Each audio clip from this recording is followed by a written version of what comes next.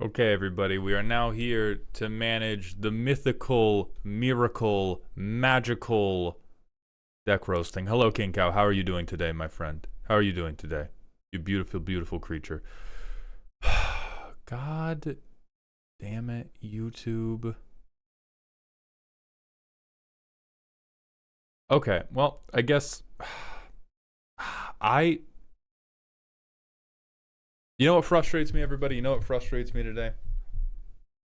I'm immediately angry at YouTube because YouTube did something that should be amazing. YouTube gave me the ability to go live horizontally and vertically at the same time. Isn't that nice? Isn't that nice? Isn't that amazing? You say it should be. However, the vertical stream looks like dog shit. The vertical stream is an automatic cutout of whatever is happening in the horizontal stream. And you would say, well, Mauled, that's not their fault. Mauled Hound, that's not their fault. They have no way to know what you want the vertical cutout to be, but they do. And I can't get a fucking picture of this because my OBS has a setting that prevents it from being captured so that I can drag it around and manipulate it while everyone is talking and we're having a good time. But there is a thing in my OBS that sets up a vertical canvas and makes it look nice and makes it look like a smaller version of the horizontal canvas. So it's not the end of the world. It's still good that YouTube is trying to make this thing happen, but it is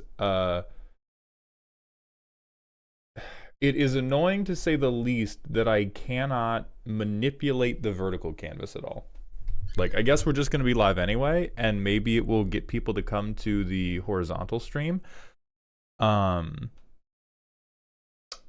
boy howdy is it annoying. Boss, I didn't think there was going to be a stream today. What happened? Are we safe? Has Gondor called for aid? Somebody did not read the stream announcements chat.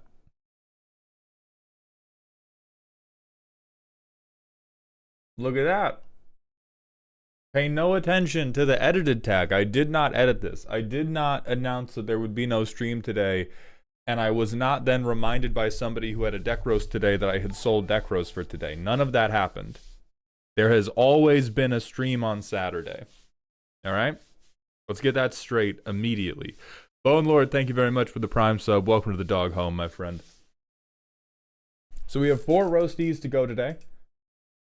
And we're not doing Mega Bonk today. Say it with me, chat. We're not playing Mega Bonk today. I'm going to run the manual ad break, and then we will get into the deck roasting for today because I see Drive Train, who is one of our roasties, is already here.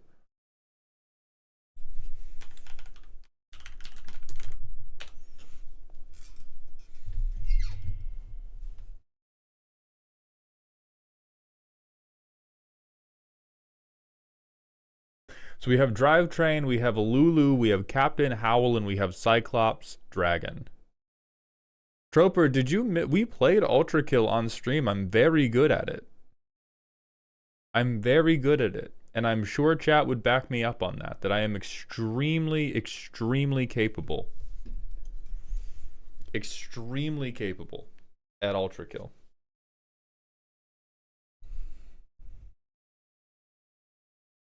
Super good. Thank you, Coyote. Super good. Thank you. I'm going to take my Chinese honey throat supplement.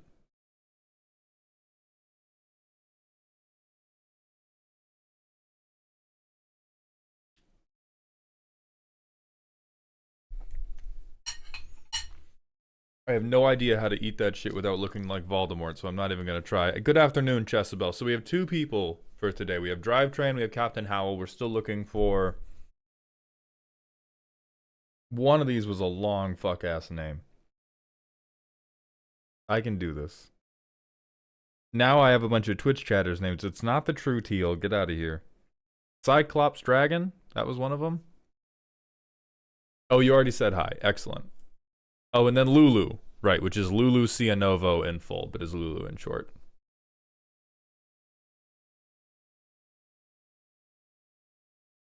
Anyway, happy No Kings protest. May no masked thugs ruin our peaceful events.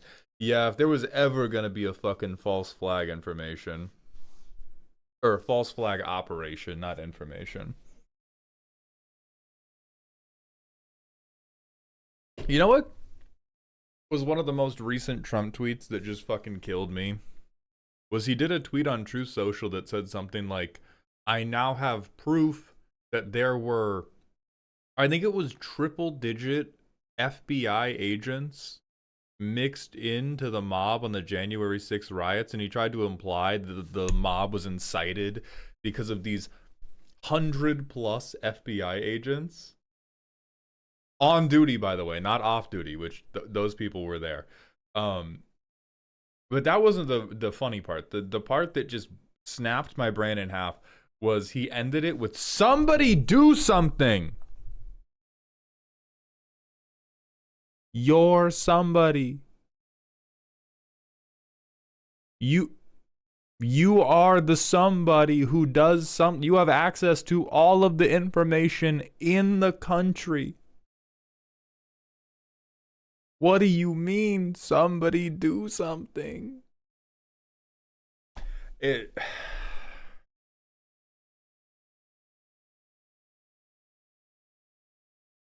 Like, the world would have been so much better if Donald Trump had just never been born, but God, Twitter lost its best fighter, its best pit fighter the day he won the presidency. Hey Maldhound, first time catching a stream, just wanted to ask, what are your thoughts on the Jaws secret lair outside of the controversy stuff like the Fortnitification? I'll add in the scalping myself, just the cards themselves. Jaws is pretty good. I think the Chum Bucket Blood token's pretty goddamn awesome.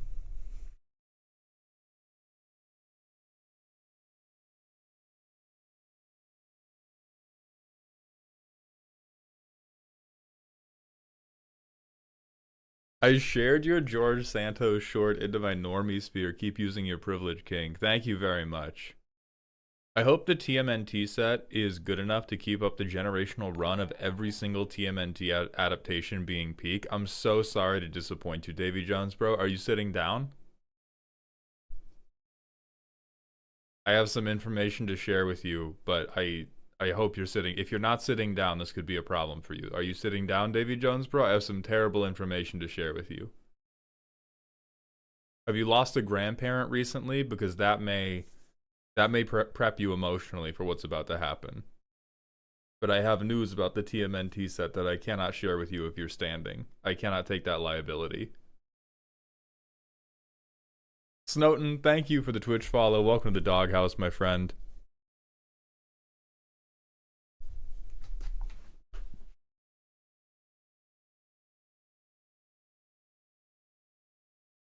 I am 100% in on the Trump gets all of his info from like cable news and AI videos. Yeah, that's a definitely yes. Shitty. Thank you for the Twitch follow. Welcome to the doghouse. The Star Trek set only exists to sell us more spacecrafts. I don't know about that. It's gonna be really funny when we get to Kirk people in this game, though. It's not a political. It won't be a political joke. I'm Kirking your commander. I say that because Captain Kirk is a kill on sight threat. It has no connection to anything else in the world. It has no connection to anything else. I'm using the phrase I Kirk your guy because Captain Kirk from the Star Trek set is so overwhelmingly threatening that he's always killed on sight.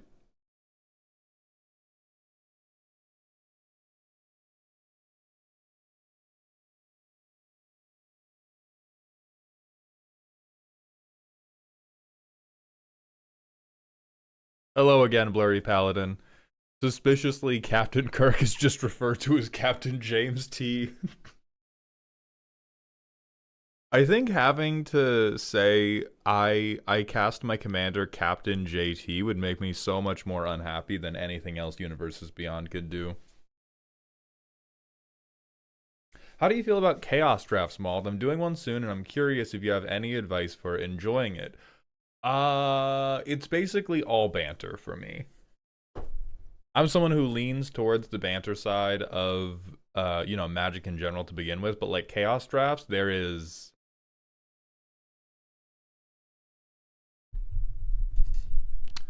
shut the fuck up, banana, by the way.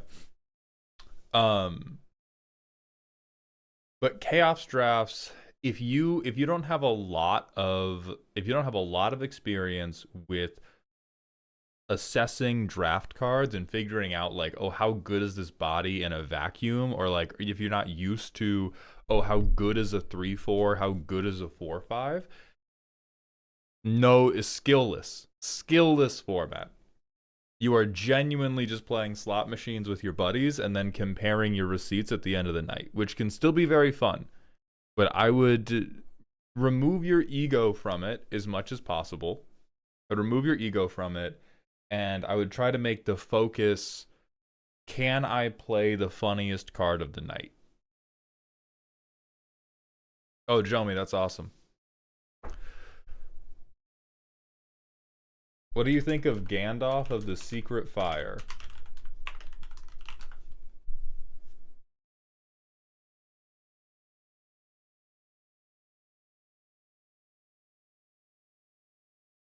That's fine. About as underwhelming as Gandalf the White was in the movie. You just come in, interrupt everybody, never matter again. Oh yeah.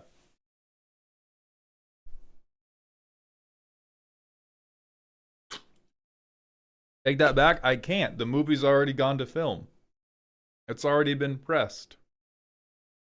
Hey, it's me, Elish Norn. Can you open the door? My hands are full. Why? Did you bring treats for me? If you have candy, I will consider opening the door. Stop giving away my secret fire.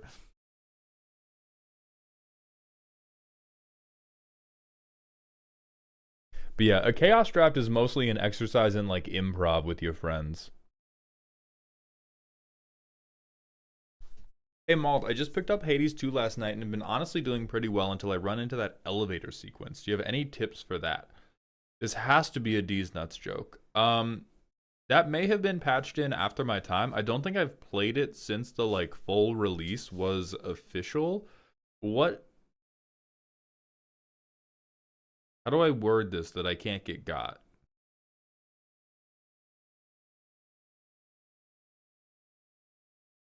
Elevate these nuts into your mouth? Is that it? Is that the game we're playing? I'm unfamiliar with the boss fight you're describing. Oh, the part before Chronos where a bunch of satyrs and hourglasses jump you. Um, I don't know. Have a better build. That's all I got for you. That's all I fucking got for you. Like the way I always got through the final floor, especially if I was trying to speed run, which I was not good at. I think my fastest clear was like 11 minutes. Definitely didn't get to single digit, but I think I was getting down there in the double digits, and there was never any skill involved with the Satyr and Hourglasses zone. It was literally just pray to God that my build is explosive enough that I can run into you. The way I do it is just take every HP upgrade in the game and eat every hit like I'm on the WWE payroll. Torg, please give me a P.O. box. I'll send you some crayons, buddy. But yeah, I would just say have a clearer way. Like if your build does not have burst damage, you fucked up. If your build does have burst damage, understand the assignment of your burst damage and just burst the satyr instantly. And then whatever your refractory period is, whatever vitamins you need to take, have some zinc, run to the next satyr, burst them. I think I prioritize satyrs over hourglasses like all of the time. I never found the hourglasses that difficult to dodge. Unless there were like a million of them. But satyrs can get pretty fucking annoying to dodge. Björgman, thank you for the Twitch follow. Welcome to the doghouse, my friend.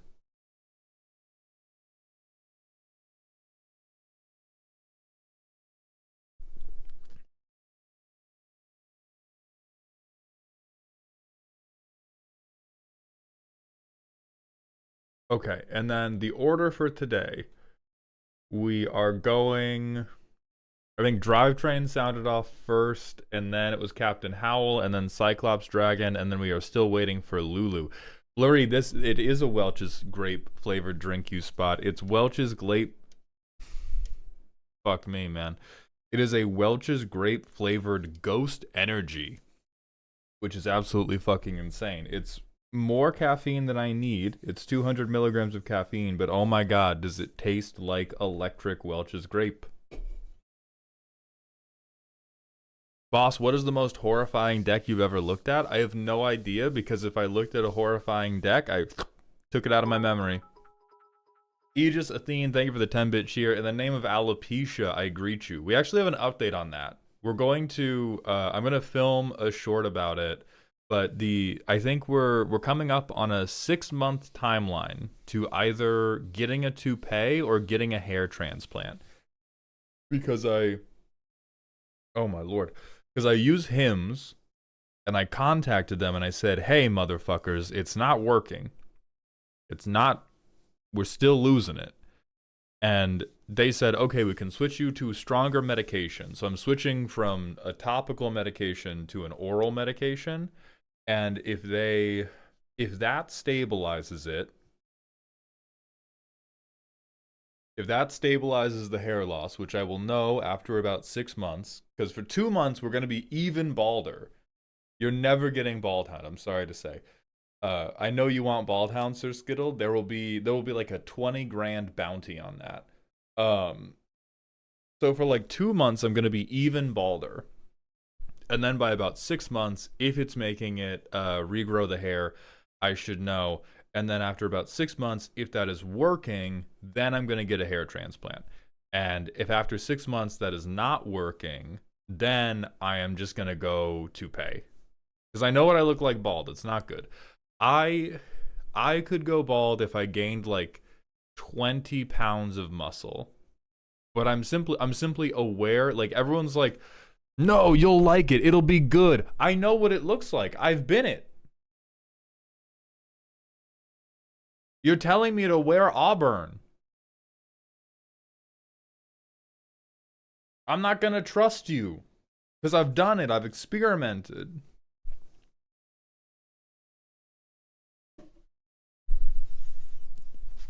OG Moz, congratulations on the alleged close of your house on Monday. I'm very excited for you.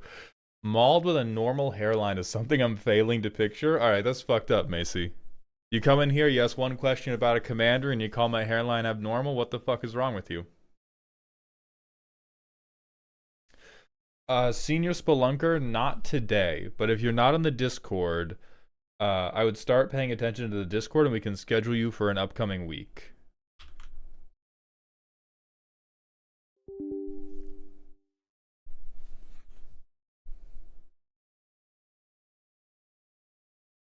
Boss's hairline is perfectly normal for a 60-year-old? Okay. Drive. We're being catty. We're lying a little bit, because if we look at photos, I look like any movie star from the fucking 70s. I look like any white male 30-year-old from the 70s. I don't know what you all are doing. All right, but my dad smoked enough cigarettes that I got enough secondhand smoke to be like a real man from the 60s. You can sit over there all holier than thou with your appropriate hormone balances. I'll be over here like a man. Anyway, I forgot to go live on TikTok. We're doing that, and then we're doing the deck roasting.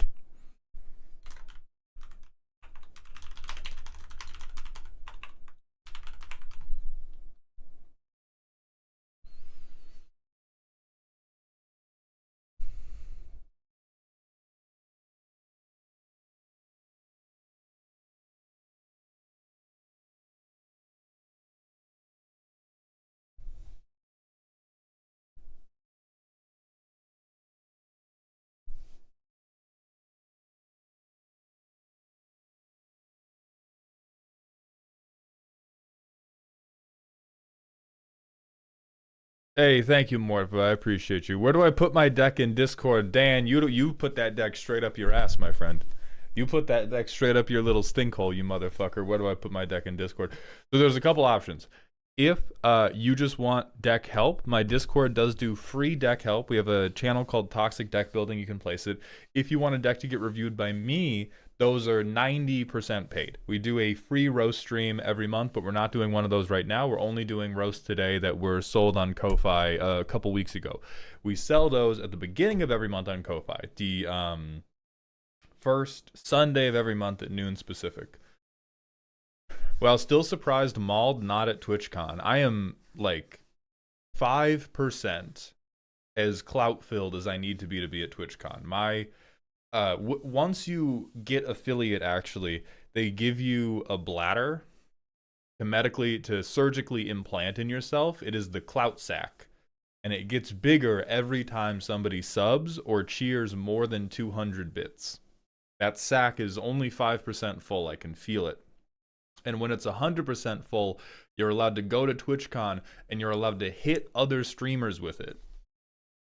And it will it will take years off their life based upon the difference in size between your clout sacks. And mine simply isn't big enough to last very long in the arena event. So not yet, but eventually. Noon Pacific? Yes, Noon Pacific, Wolf. Don't fucking question me. What are you talking about? Don't fucking question me.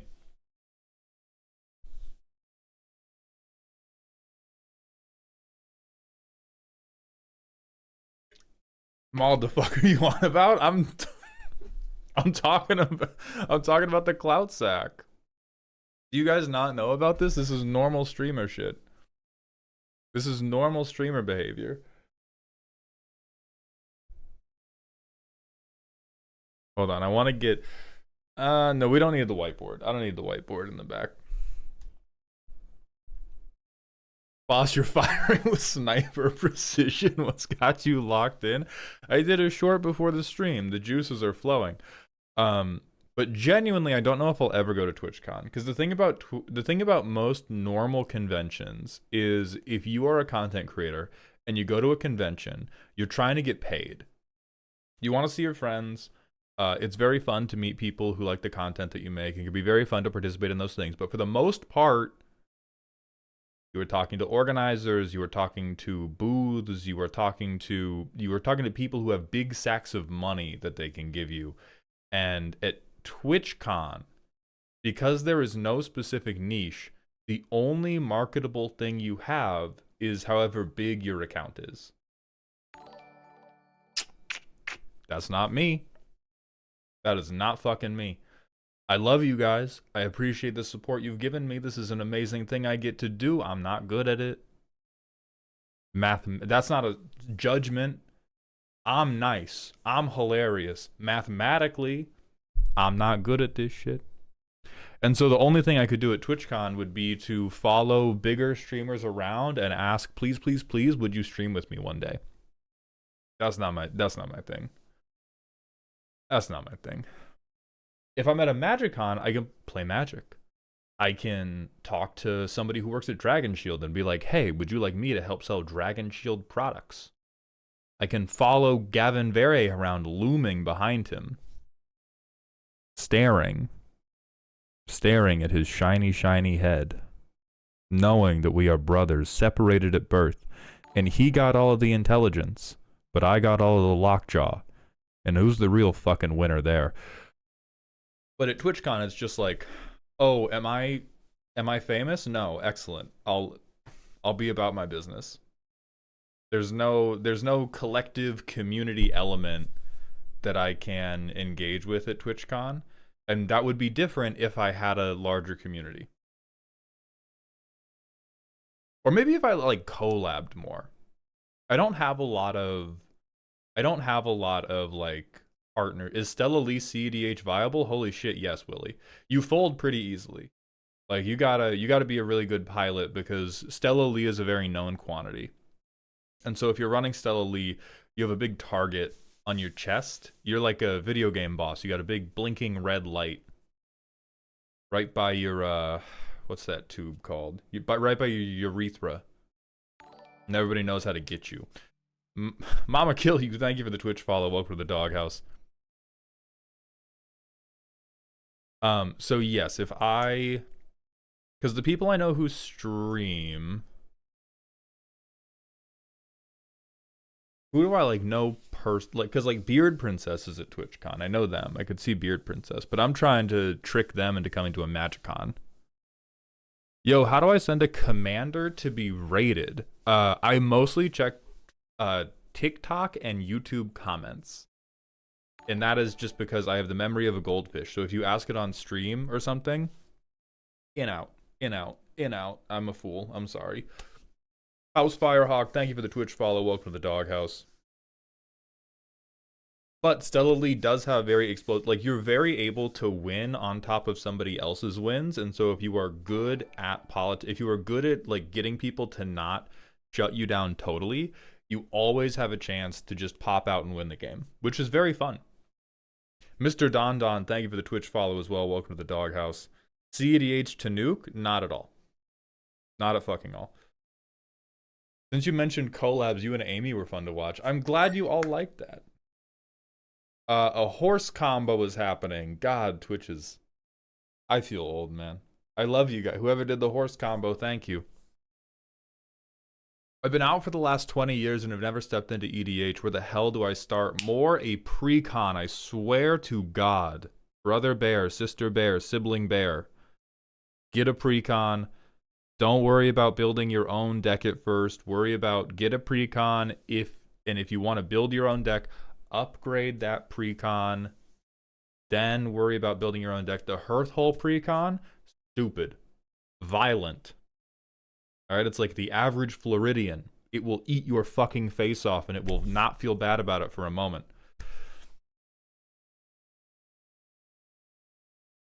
Evening, Firehawk. Thank you for being here.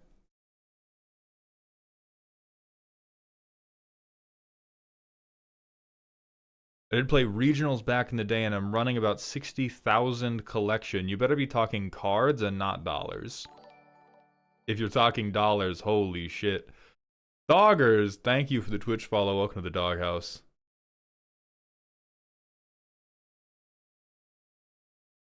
Zergo precon's fine. All the recent precons are gas. Like well, not the Aether Drift ones.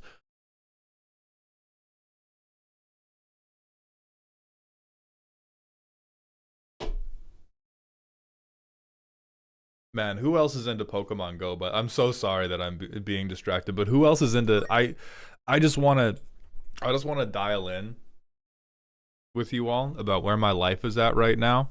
Spiraling out of my own control. Z and I have been trying to walk more for health.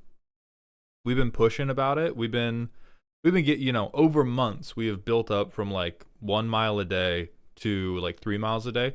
We downloaded Pokemon Go 48 hours ago and have walked like 14 miles.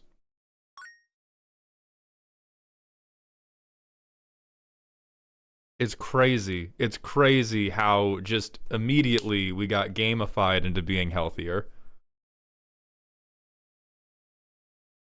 It is fucked up. It's fucked up. How did you feel about the max speed mechanic? I didn't like it. I think it was a cool idea that was executed extremely poorly. Lord Duck, thank you for the Twitch follow. Welcome to the doghouse.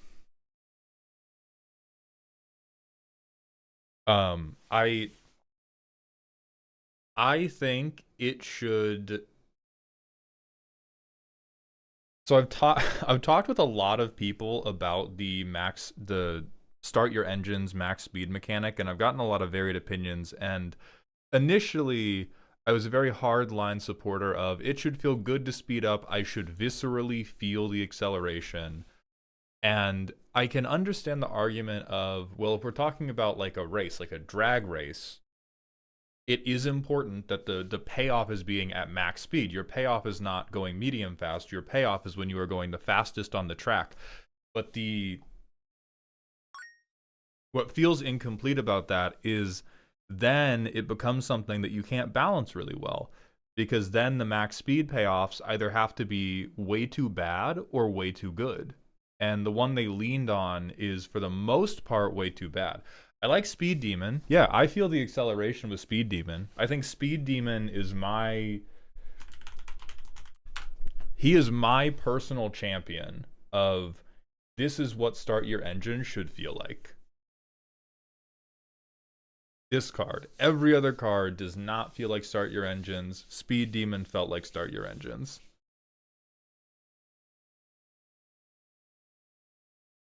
Glyph, I don't know if it's added new content, but it's fun. It was Pokemon Go was really just like, it was surprising at how easily we were motivated to walk twice as far a day as we had been.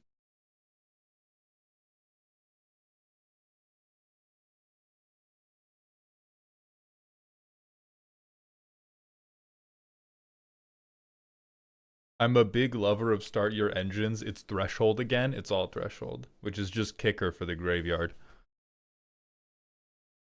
Wow, we're running late. Okay, drivetrain, you ready? Lock in, children. Lock in. Drivetrain, you here? Lulu, are you here yet? I think Lulu is the only person that hasn't showed up. Let's go. Hell yes. Okay, for those of you who have not been here before, my supporters send in a primary deck list to power rating. We don't accept 1 through 10. It's wrong and bad. We can work within the WotC bracket system, but we take silly, spooky, scary, which is a measure of how ominous your deck's turns are to somebody who understands Magic and is paying attention to what your deck is doing. The primer is the most important part. If you tell me you're baking a cake and then you serve me barbecue, I'm going to crash out. But if you tell me you're making evil macaroni and cheese and I see some anthrax and I see some turkey piss, we're good. Without further ado, Drivetrain has sent in a silly, spooky list. Marchesa Diamati, a filthy criminal? You better believe it. So this is OTJ Crimes deck. Rewards us for interacting with our opponents, and that's exactly what Marchesa and her horde of goons tries to do here. Crime payoffs, a ton of interaction, and several repeatable crime generators. Gives us both card advantage and a full grave that we can then cheat back out through reanimation. I'd like to keep the deck at bracket 2. The current win con is finding a big enough, scary enough creature and getting them back.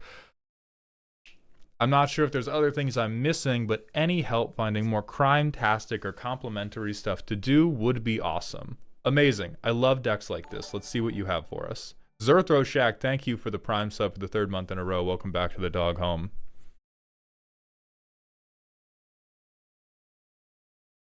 Cold storage. Okay, so we have a little bit of tutoring. You know, I'm not going to say this is inappropriate for bracket 2. I doubt you need it with a commander this good. Maybe, if the rest of the deck is awful. Oh. Pretend I didn't say that. Prime does in fact pay.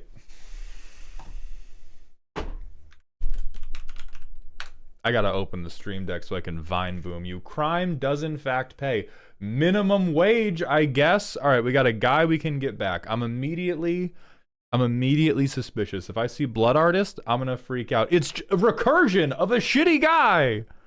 Of a 7-Eleven clerk! I don't want to recur him! Leave him! Alright, Duelist of the Mind. Whenever you commit a crime, you may draw. If you do, discard a card. Okay, we really like Thunder Junction. Crime does in fact pay poorly. Mango, I need poorly. Edited it in post on top of that. Magda the Horde Master. This one! Yes. Yes. Crime on opponent's turn, I get a treasure. If I have nothing to do with my mana, I get a guy. That's fine. Harvek. Okay. Yes, yes, yes. Good. Nimble Brigand. Can't be blocked, deals combat damage. That's not great, but that's bracket 2 appropriate. We want Thunder Junction to be the hero. Okay. Blurry Paladin, thank you for the tier 1 sub for 3 months, my friend. Welcome back to the dog home. Rattleback. Creature gains menace or lifelink. We're back to minimum wage. Gisa. Hedge fund manager. This is incredible. This is the best crime card in the deck, bar none. So on crime, we get some guys. Marauding Sphinx, Surveil 2. Very normal. Hey, 7-Eleven clerk is a noble profession. Yeah, but we're going to war, Drivetrain. We're going to war. Draw, partner. Hilarious pun, not card draw. But kind of. This guy rocks. Yeah, free crime, great card draw engine. Nobody's ever sacrificing shit. I don't know what a Lucre is, and I don't want to be canceled. All reasonable. That's cute. Free crime. I like that. Get out of jail free. Okay, so we can reanimate. Then we have reanimate, reanimate, reanimate. Reanimate with threshold, which we're hitting threshold in this deck, so I believe in it. That is all our card draw, Lord Xavier, but our command zone is very good card draw. I'm okay with this deck having very little card draw, because quite frankly, in bracket 2, if somebody shoots Marchesa on sight, they're crazy. You can't. There was no saving that game. There was no saving that game. If somebody sees a 3-mana 3/4 that's like a little bit of a draw engine in bracket 2 and is like, we gotta get him! They hate you. They hate you. So Marchesa's drawing all the cards. Marchesa's also filling our graveyard. It is okay that this deck is relatively low on card selection, and I'm glad that it's high on cards that can do stuff with the creatures that we put in the bin. Restart sequence. Okay. More reanimation. More reanimation. More reanimation. Yes, I'm liking it. I'm liking it. Okay. I still don't understand what the fuck Greg is doing here. He's just... Do we have leave the battlefield triggers? Is this the Duck Edict effects? Goon Squad. Are these all our crimes? Excellent. Hilarious. A+. A+. I love this. Terrible. Terrible. Fine. Terrible. Yes, okay.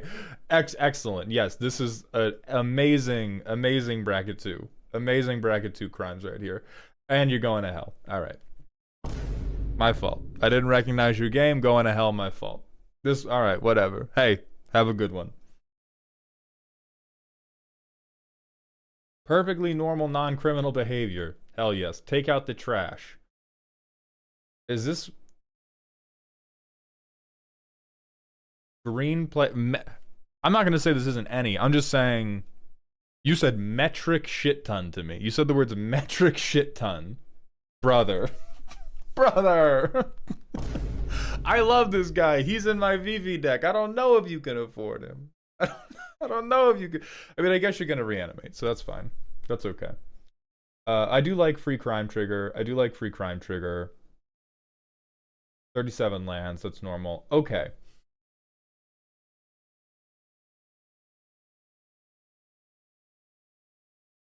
So, what I love about this deck, 90% of it, I like that we have all of these not commonly played, pretty bad engines that if we combined enough, this is actually a little bit fucked up. Like, once you get 2 or 3 of these on the board, nobody else has utility creatures anymore. That's pretty effective. Like, nobody gets Llanowar Elves. The Spellslinger player doesn't get a Goblin Electromancer. That's actually pretty impactful. What I dislike is, I think, much like the start your engines mechanic from Aether Drift, our ramp up is underwhelming at the top end. We only have maybe 2 guys that I think are properly imposing at the top end of our deck, and that is Ancient Brass Dragon and Archon of Cruelty. Magmatic Force is very fun, but if your deck is not based around copying, Magmatic Force is not a highly compelling threat. He's just hilarious and annoying. So what I would recommend is we need to up our game. Right now, we are the world's most wanted taker of candy from babies. And we need to start doing some like Ocean's 11 stuff. And the way we can do that is twofold.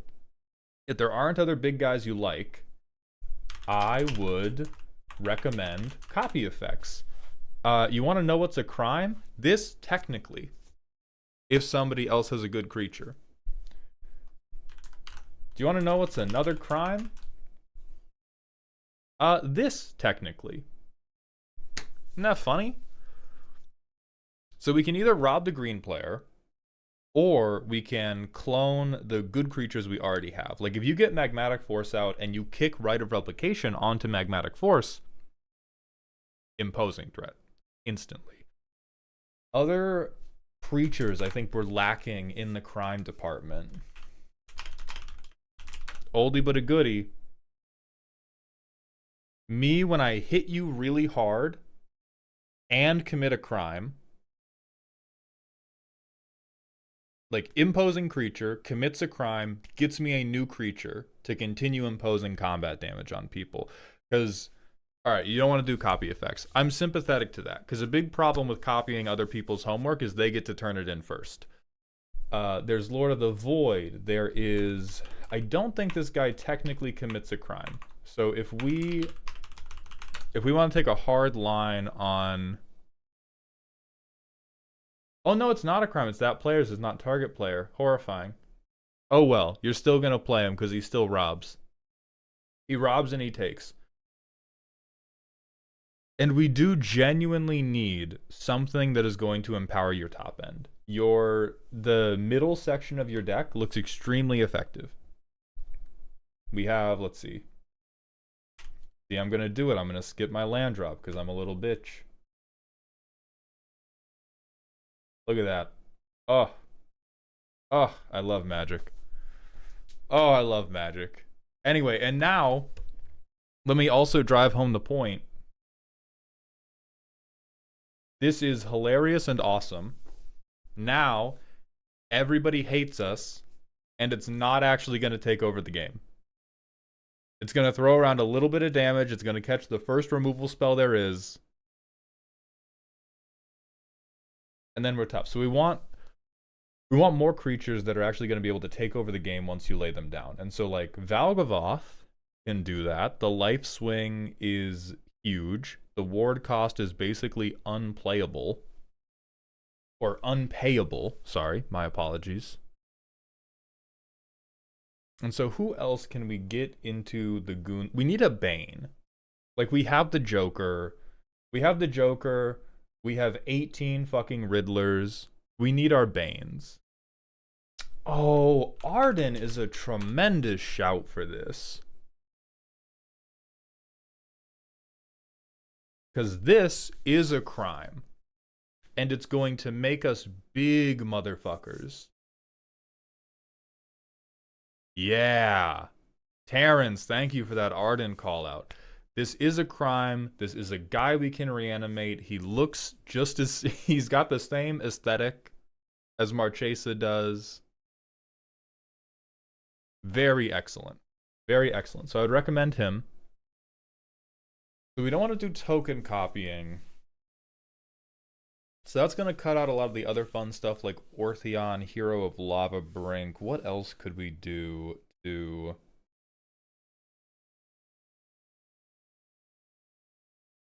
Hello, Army Hitch. How are you doing? Let me go to Creature. Let me go to Target.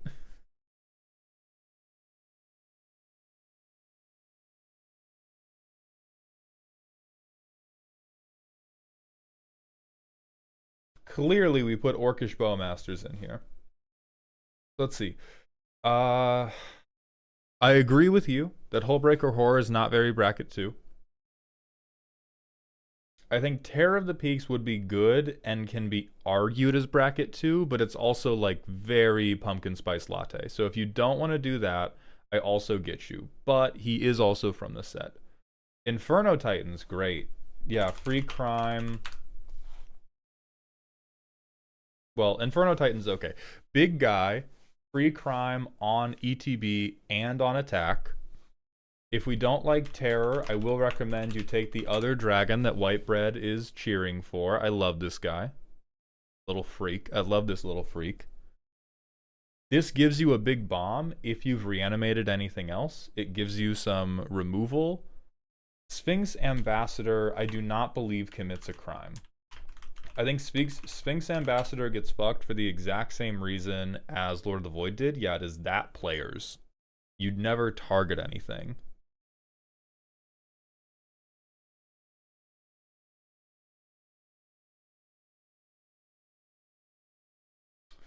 Combustible Gear Hulk, I think, is also a little bit too normal.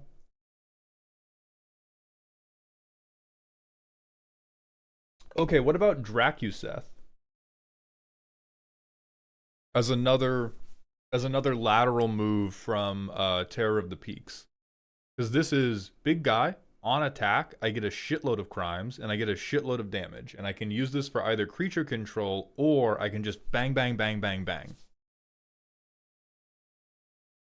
Exactly, 3 and 1 crime. Because this isn't even 1 or more. This is like 3 triggers, pay 3, flip through 6 cards in your deck. So I like Dracuseth.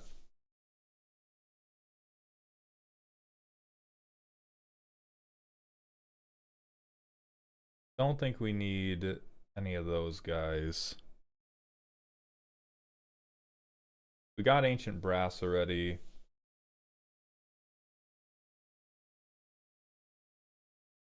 Hostage Taker is an unfortunately good card.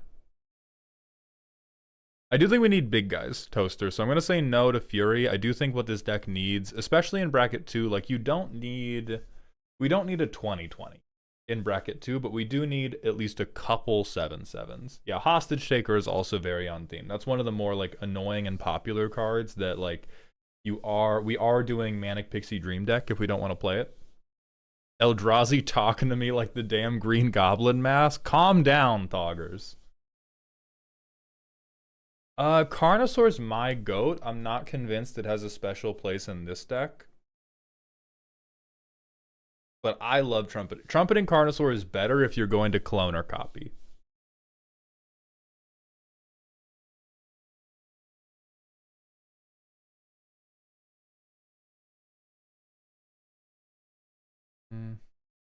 Not convinced we need Gix.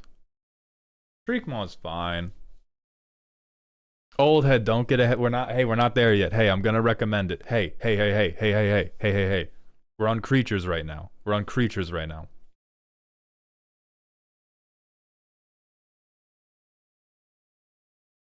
I mean, respectfully, I don't think we do this because it's mainly because we're not gonna copy him. Only having one of these is too normal, I think.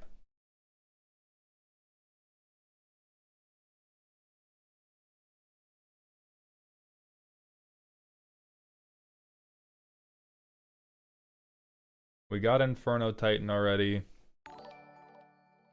We're not really doing pirates. Doggers, thank you for the tier 1 Twitch sub. Welcome to the dog home, my friend. Kaervek, okay, depending on the table, you may not want to do this. If this is bracket 2 Gen Pop, I'm not going to recommend Kaervek. Because this just, everybody just like sighs and everybody this is the game extender 9000. Kaervek hits the table and everybody at your LGS begins taking 10-minute turns, not because they fucking have to, but because they go like, oh my god, I want to cast this, but I would lose, you would get a 4 damage trigger. And they agonize over that for 5 minutes instead of playing the game. If you know people are going to be cool, Kaervek would be a good top end to just give you way more damage to throw around.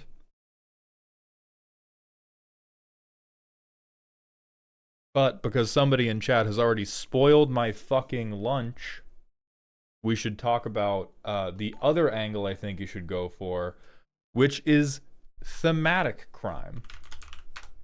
Things like the bribing of a court official, which is a crime and will get you a very good green creature. Things like inevitable betrayal, which is very crime movie. It's very Italian Job of you. And it's a crime. And it's gonna step it up quite quickly. So there's those 2 spells. I don't think you have to go super deep on stealing, but those 2 are highly thematic. I really don't want to do theft, though. I have my other Marchesa deck that does that. Okay, god damn. I want to do...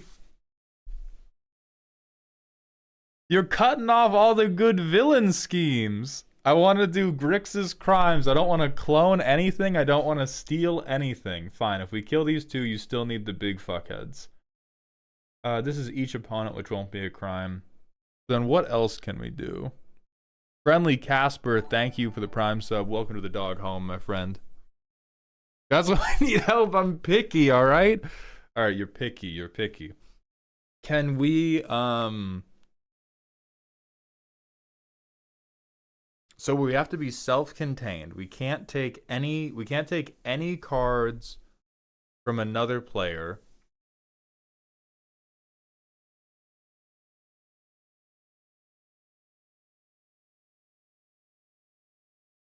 So then I'm actually going to take the line of recommending shittier cards to you. Who's this?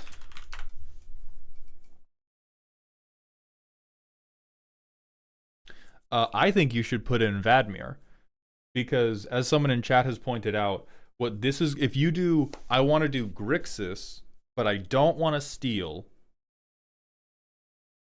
and I don't want to clone, all we have left is interrupting people.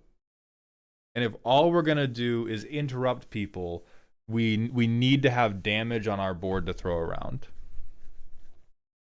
So I would recommend Vadmir as a threat that can grow with our crimes. How much of this is kill? A lot of this is damage, not a lot of it's kill. Fleam's whatever. Fleam's fine. I don't think Fleam is that special for this deck. Does Be'lakor have legs? I don't think so. I think this is coping. I think this is coping far too hard on the belief that we're going to draw art in every game.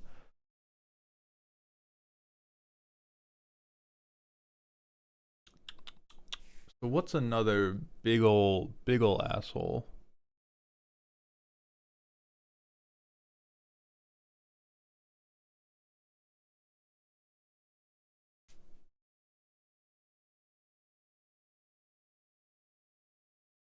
We don't need Leyline Tyrant.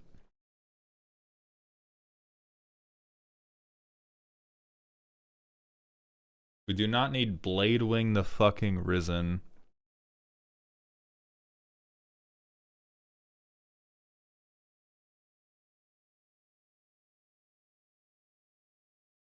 This is a crime card draw engine. Keen Duelist, I think, kicks the shit out of many a thing in this deck. Forsaken Miner, kill him! Forsake the Miner for real.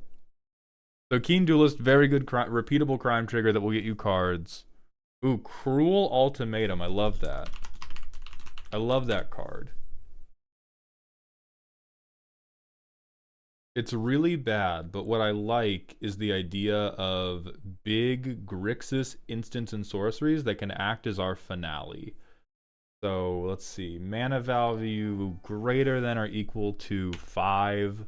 And I'm gonna say sorcery. Tricanis, thank you for the Twitch follow. Welcome to the doghouse, my friend.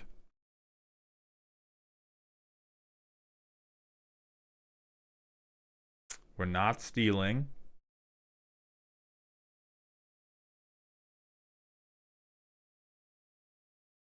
We're definitely not doing extra turns. I don't think hit the mother load is good enough. We're not going to be able to cast this. The Eldrazi one, not call forth the Tempest.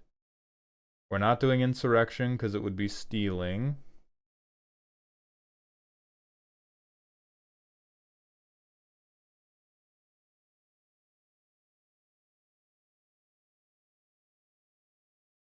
Gonna have to go a fair bit down because too much of this is the normal Grixis stuff that we're trying to avoid. How do I feel about Locust God? I'm not a big fan. Rousing Refrain counts as committing a crime, but it doesn't count towards winning the game in a meaningful way. Prisoner's Dilemma would be a cute thematic addition. It's not going to give you a crime, but it is going to give you more damage. And what I think this deck is lacking in is damage. Like you are a Pokemon where your stat matrix, Teehee, maxed out.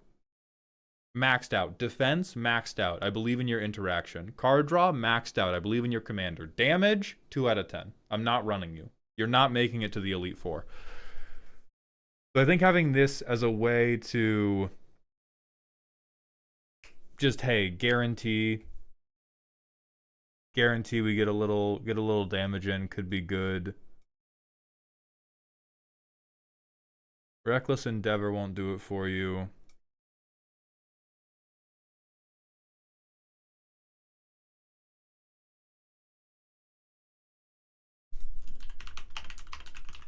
Lord of Pain is repeatable. Yeah, that's true. I just don't like him.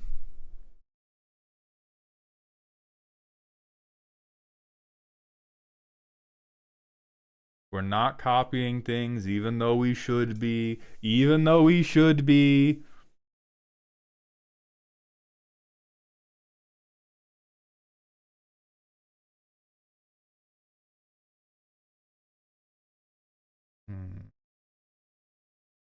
We're not storming, so we're not going to erupt. Wow, wow, wow, stop crying about copies. No, it's the best archetype. It's the best archetype we've ever seen. You could dance, but I don't think it's amazing for you.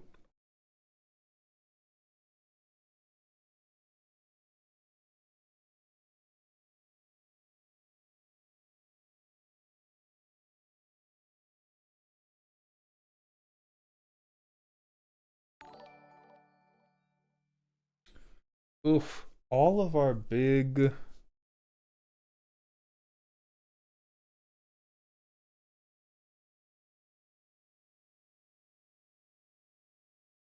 I think a lot of our big options in Grixis are going to run afoul of either stealing or cloning. That's a lot of what Grixis like to do.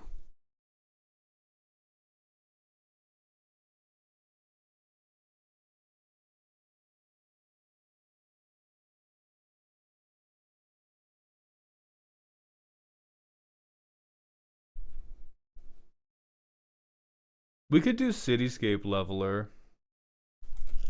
That's just another big asshole. Another big asshole who crimes over and over. Yeah, so in absence of big instant or sorcery, I will add Cityscape Leveler to my list of recommendations.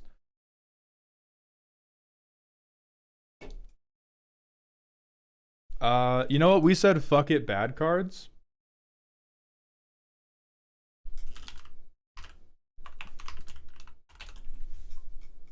Get sloppy, sir.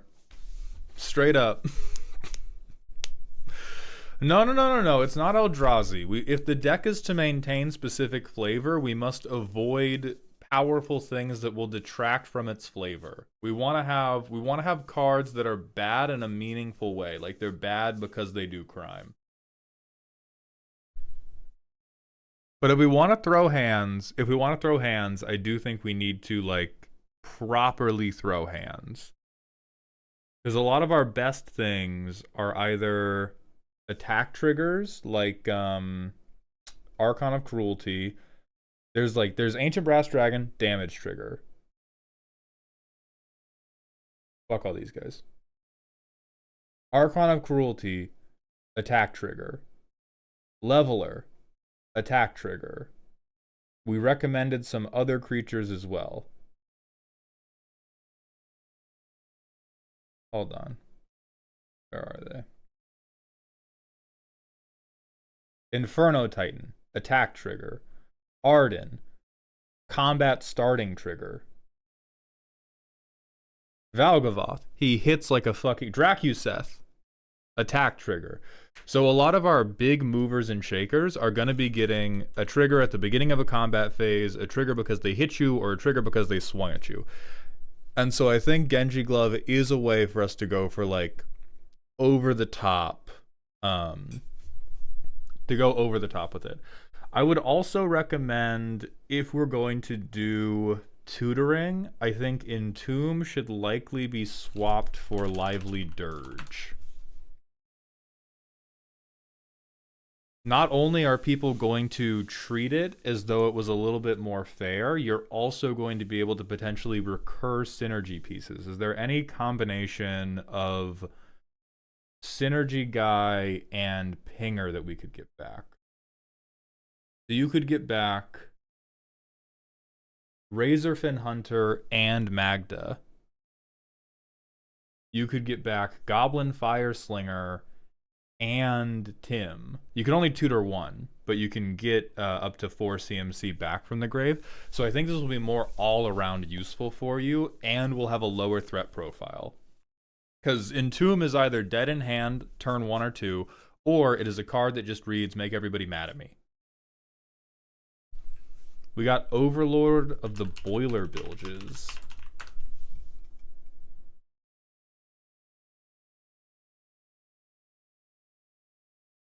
We could throw this guy in. I don't think we need to throw every creature we've suggested to you in, because we've suggested like 10. And we don't have to drop 10 new creatures into this deck. But I do think... Oh, hold on, Mr. No Theft. Hold on, Doctor. I don't want to steal... I'm turning down bribery because I don't want to steal anything. Yeah, I love lying too. What the fuck is up? What the fuck is up? That's what I fucking thought. God, see one fucking femme with a corset and the big hair and you lose your mind. So if you want to be hard on the no theft, you're cutting this. And if you're not, so we're cutting this for at least one of the things. So things I think can be cut without damaging the deck very much.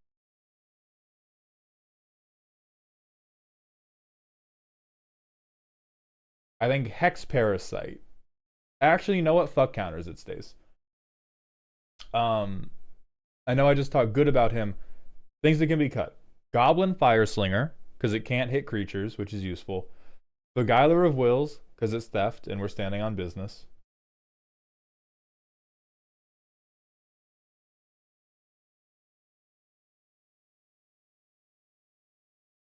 These are all keepable, but you could shave one.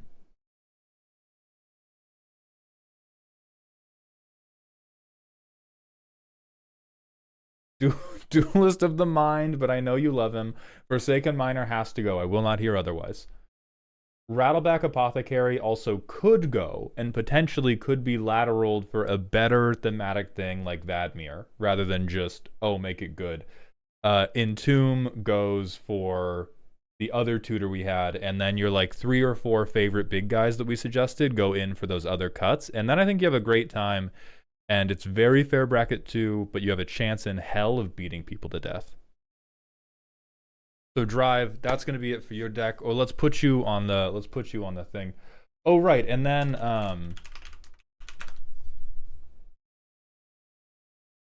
let's see if you have this already.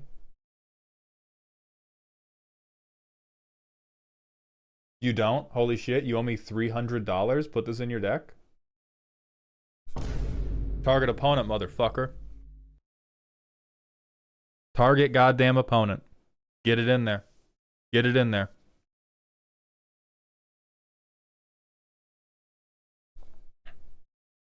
Oh, that is true. Rattleback does have a very good synergy with all your Tims, with giving them...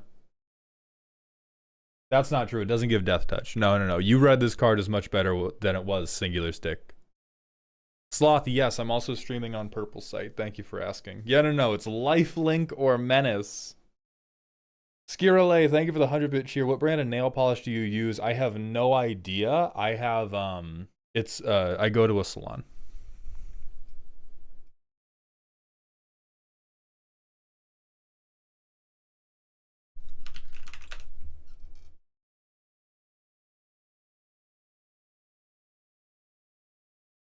Holy shit, we can play Talaria. We can spend... It's only $8, and it's from Legends. On opponent's upkeep, I commit a free crime. Average viewer 321. Thank you for the Twitch follow. This is actually hot. This is the perfect kind of, like, stone cold useless card that becomes somewhat useful. Yeah, yeah, yeah. We swap a good land for this. Amazing.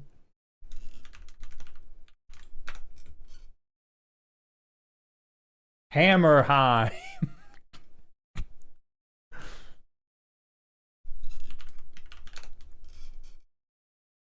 And then there's OG Urborg. First strike, actually a relevant keyword. Not impossible for this to be useful once upon a time. So yeah, try these three, see if they don't fuck your mulligans. And then I think you have a lot of fun. And you could maybe, like, you could swap lands around, and with these three, you could cut your three lowest performing free crime payoffs, and then free those up for big assholes. Let's put you on the slideshow.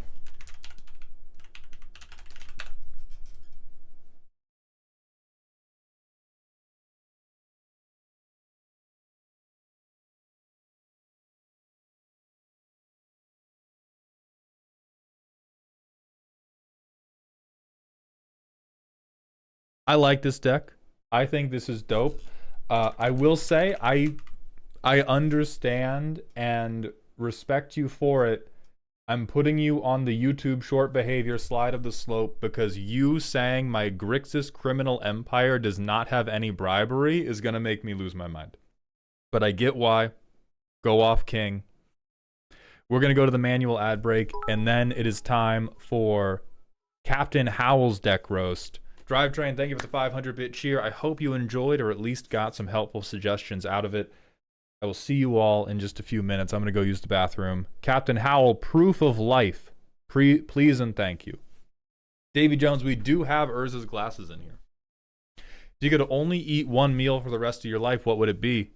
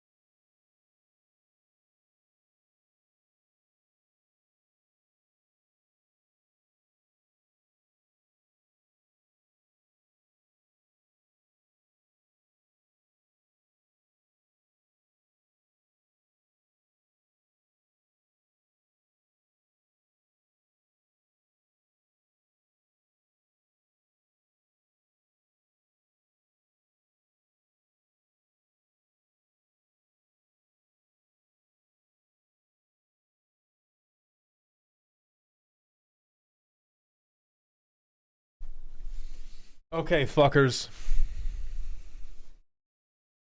Oh no, we had to talk somebody off a ledge about the ad break.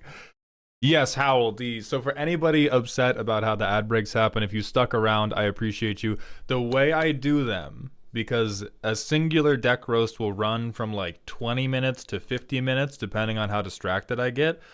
I run ad breaks in 3-minute chunks so we can all go to the bathroom, get our water, get our little snackies, and then you have a full hour of no fucking ads happening.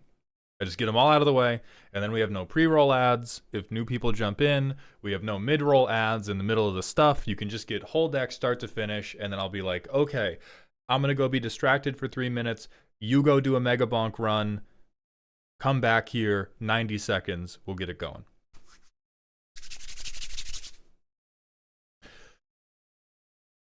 Crazy good curry in Japan, FR. Don't make me jealous, okay? If you make me jealous, I'm going to start shouting. I got acupuncture done yesterday. Don't fuck this up for me. They told me I'm slanging my jaw too fiercely. Alright? Hello, Carlos. I'm doing good, but more important than how I'm doing is how Captain Howell is doing with a spooky deck.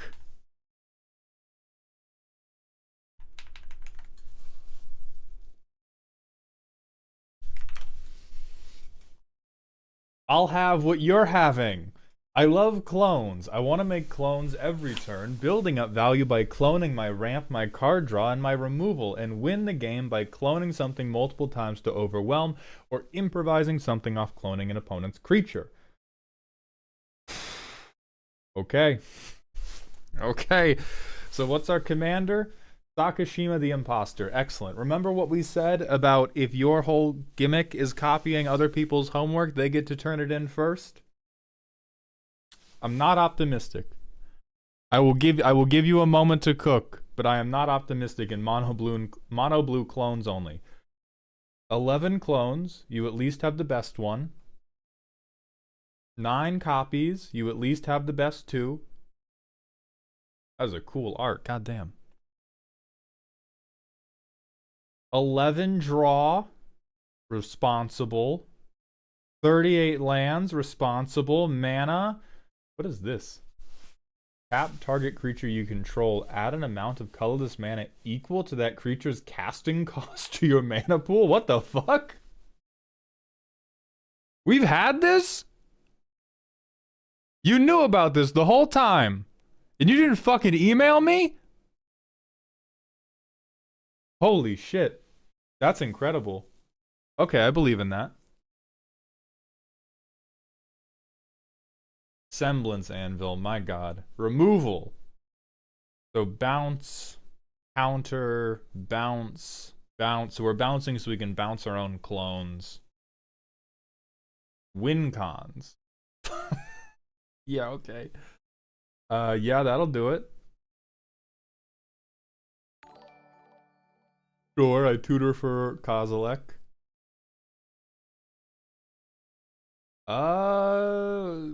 We're stretching a bit. We're okay.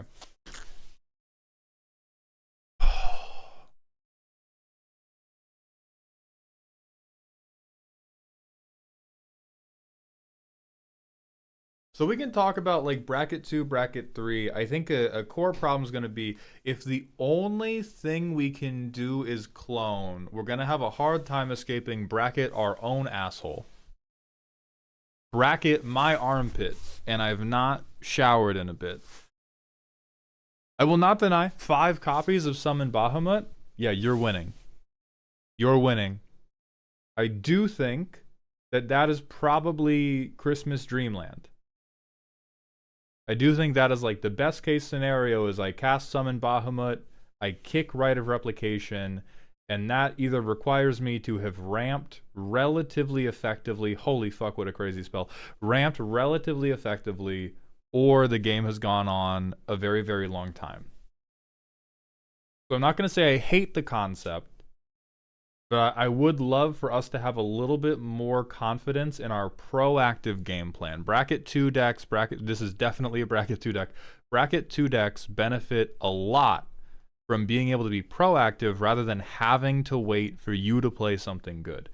So ways we could get more proactive while still being stupid and bad. I'm presuming we have experimented with Vesuvan Duplimancy.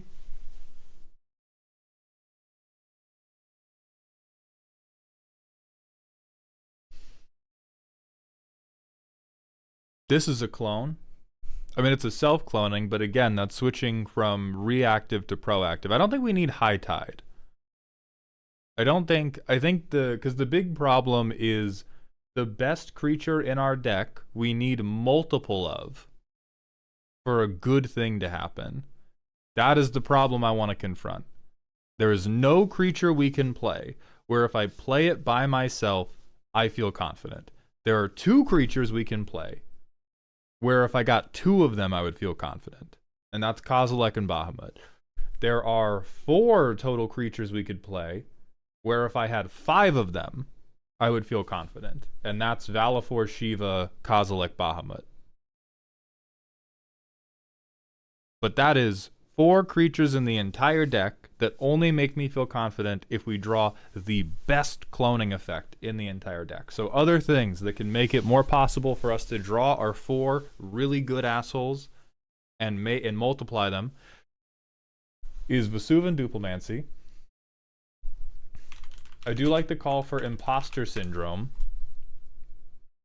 It does seem genuinely evil to have Shiva clone itself and tap you and continually tap you down as I clone it again and again by hitting you.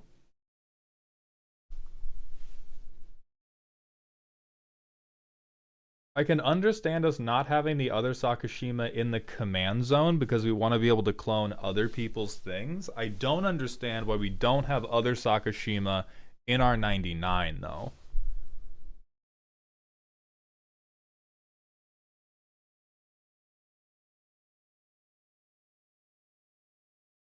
Oh, true. It is non-token, so we do have to have the OG hitting them over and over, but I think that's very possible.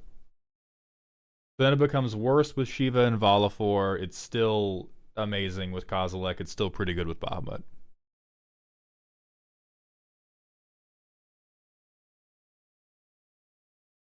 Marquis is it's not possible to submit one during this live stream, but it is possible to submit one in general. There's a roast command for that. Hold on.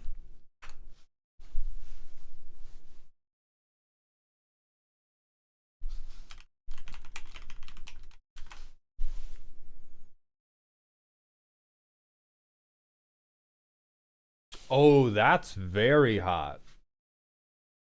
Ooh, yes. I like this. This is some inevitability. Thank you, Solemn. This is what we need. This gets our homework to the front of the class.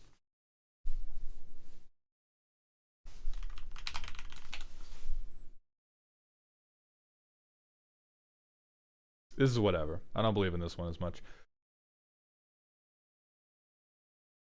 So there's Vesuvan Duplimancy, there's Followed Footsteps, there's Imposter Syndrome. Let me look, there's an evil card that does it.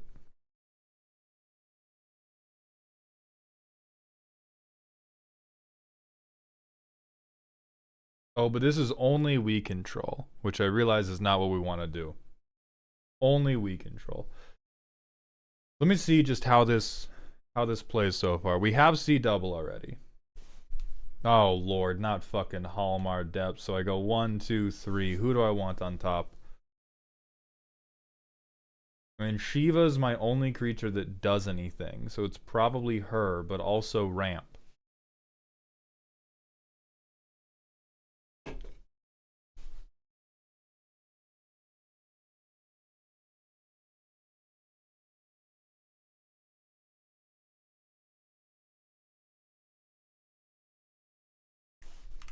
So I get land to top. I do gardens. I go pilferer. Huzzah. I go bam. I go Kozilek's unsealing. Huzzah. I shut the fuck up forever. I go semblance anvil, and I will put the enchantment creature under it. So I get enchantments and I get creatures, right?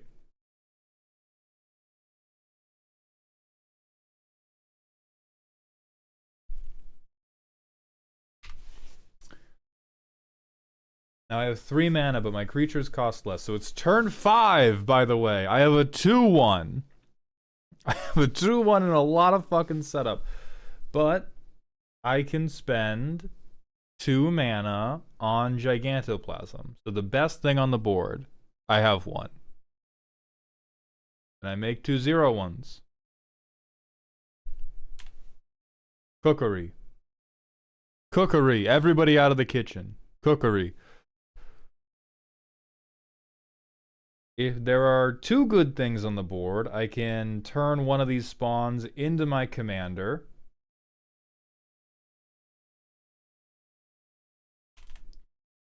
Cookery.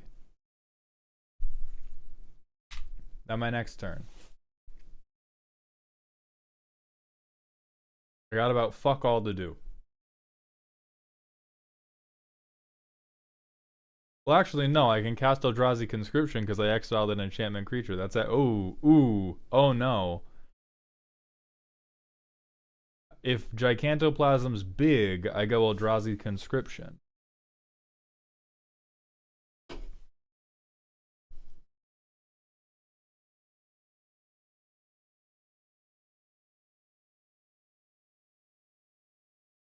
Yes. Yes. And then, like, they might be able to kill me, but who cares? At this point, I've won. So, this is a play out of the deck I like quite a lot. Importantly, I like it because we had Eldrazi fucking Conscription. And so Eldrazi Conscription is not going to serve the exact same function as Vesuvan Duplimancy, Followed Footsteps, or Imposter Syndrome, but what it is an example of this is a thing I will play that is going to turn my game plan up to 8, up to 9. We're not going to 11, but up to 8 or 9. And those cards, hyper important in a deck like this. Like I think we are skating up until the thing like Eldrazi Conscription comes down. The Semblance Anvil is very clever. The Kozilek's Unsealing is very clever ramp that I will applaud you for to get us some spawns off of every clone we do. I do worry about the density of the Eldrazi Conscription-esque effects. What do we get in this hand? Island. Land, which is an island. Turn 3, Mirror. Turn 4, Island.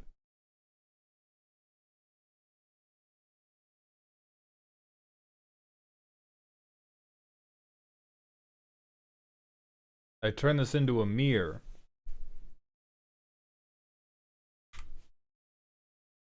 Four, 5, 6, 7, 8. Fucking almost. Fucking almost.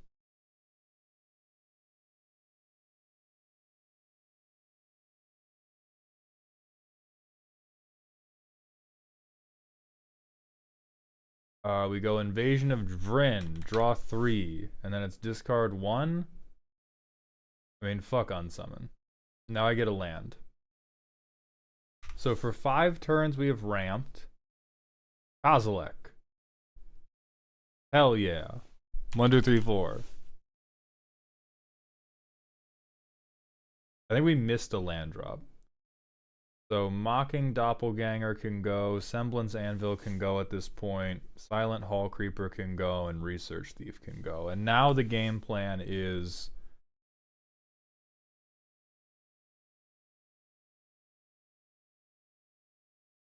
tap, tap. So it's 4 colorless. I spend 2 of it. I have 2 colorless still floating. I get these guys back to hand. I get all these guys back to hand. Second Kozilek. Oh, this fucking cooks, actually. Damn. Wow. This is hot. This is hot as hell. And then we get to draw 4 more cards. And then I discard the hand size at this point. Who even really cares? I don't need Riptide Shapeshifter. I don't need ramp. Yeah, and they're now buffing each other. So my colorless creatures, my manifested guys, I have...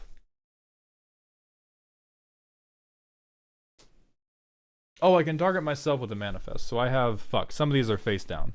4 of these, the whatever.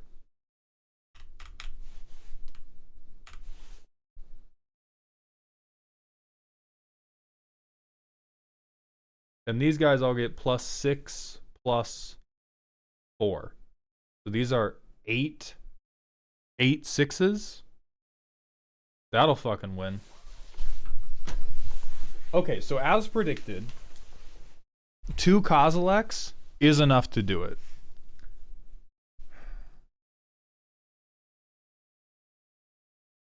How do we make sure that happens, though? This hand I don't even think we would keep.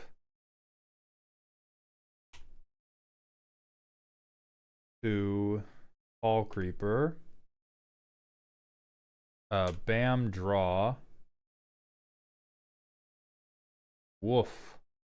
Turn 4. Yay. Flash Enduring Curiosity in to draw a card. Put counters on this guy. Turn 5.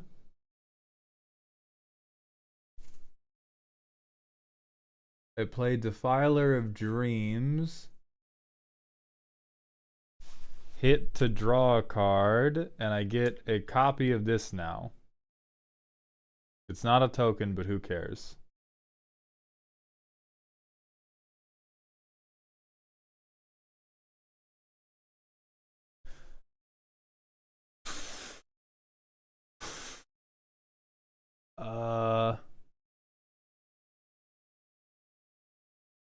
I am annoying to people. I get to draw a card. I bounce the biggest thing from everybody's board. Swing these 2, draw 2.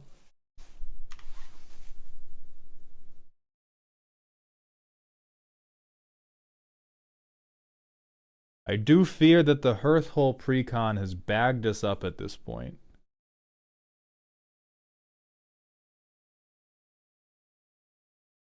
Okay.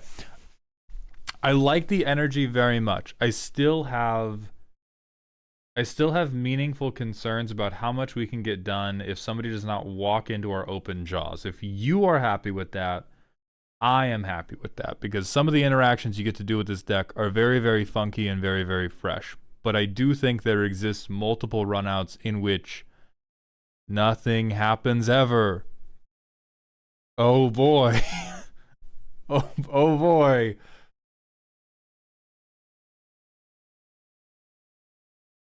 Let me think. Which ones, if I was going to recommend we make changes, what's going to be the worst ones? Yeah, that was my problem. Can you easily just sit there the whole game? So if we want to fix that problem, the lowest hanging fruit, if you don't want to change the direction of the deck at all, is we identify who are my B+ players.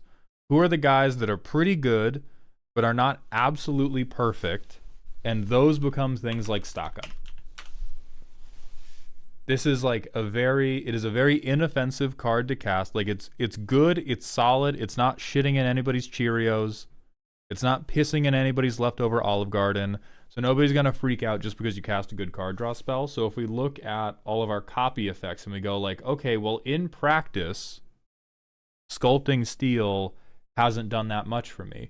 Sculpting Steel becomes stock up, and now your turn 3 play, rather than looking at this card with a vague feeling of longing in your heart, is you go 5 deep to find the C double, or to find the Kozilek, or to find the thing that actually gets the job done. And then you can rinse and repeat with all of the like best cards that you have for card selection, which is also going to be Consult the Star Charts. We got enough lands that we're not really going to be missing. And then we just put everything... I'm willing to change anything, including the commander. I thought about maybe Orvar, Kyrie, or Leonardo da Vinci. So if we're doing Orvar, you're changing the whole deck. I'm going to keep it so real with you. There is an Orvar deck is totally self-involved. You are playing with yourself. You are diddling. all of the time. Maximum speed self-play. Let's see about Kyrie.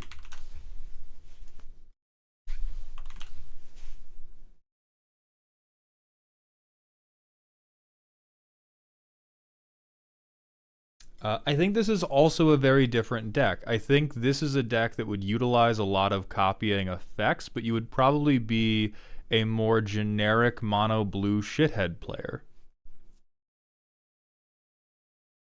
And then the other suggestion, Leonardo da Vinci.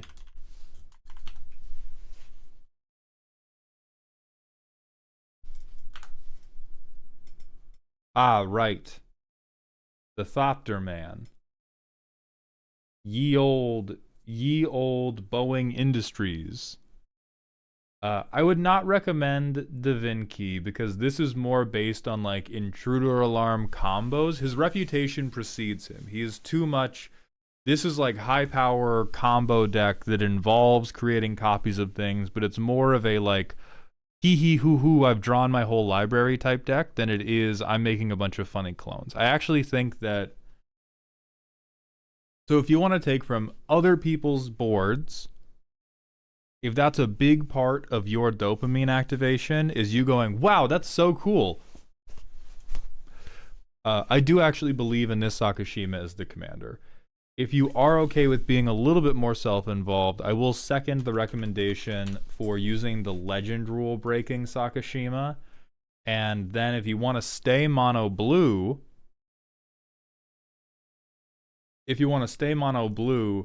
you can do Malcolm for ramp. If you are not married to staying mono blue, I think getting something in red would not be a horrible idea. Because red can also do some funny cloning stuff, but at that point, we're tearing up the foundations. Don't do Krark. Do not fucking do Krark. Do not pull up to the function swearing on your mother that you have a funny Krarkashima deck. I am saving you. Toaster, you don't do that either. What would be a counterweight commander for this kind of deck? You don't want a counterweight commander for this type of deck. This type of deck, we gotta be full tilt boogie on our thing the whole time. Yes, Captain, partners do scare people. A lot of that can be mitigated by color locking yourself. And a lot of it's mitigated by you describing what the deck does. Like, the reason partners scare people is because partners are really common in CEDH, and there are a lot of partners that just have notorious combos. For Arkashima, one of the scariest partner pairs in the history of this game. But if you did mono blue Sakashima Malcolm, you could probably convince people that's fine. I would believe in that. Once you go Sakashima and any creature that is even slightly more useful than Sakashima, you're in trouble. You are in trouble. But if we want to keep it mono blue and we want to do these little freaky interactions, I like Sakashima and Malcolm because Malcolm will give you fucking a thing to do. A goddamn single solitary thing to do.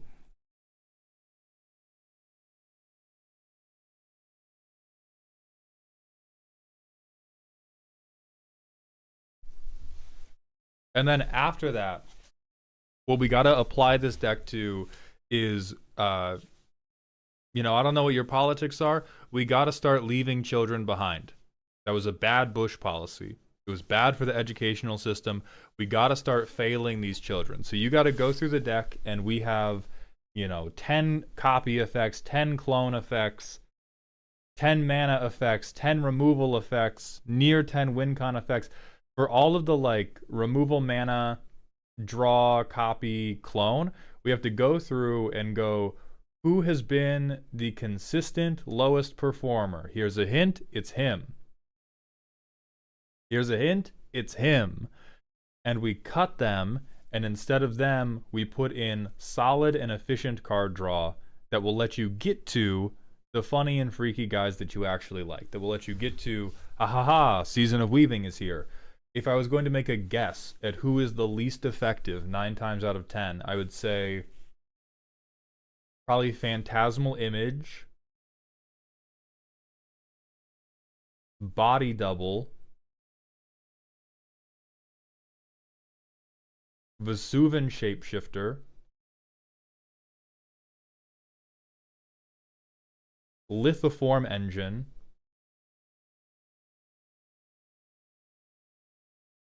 Loyal Drake, Research Thief,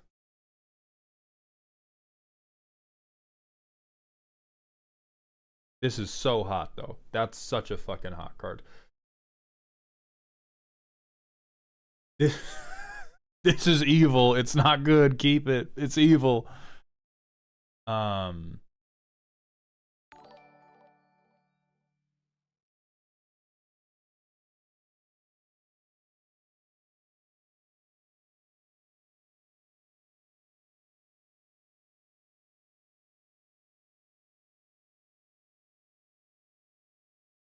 Scrawling Crawler.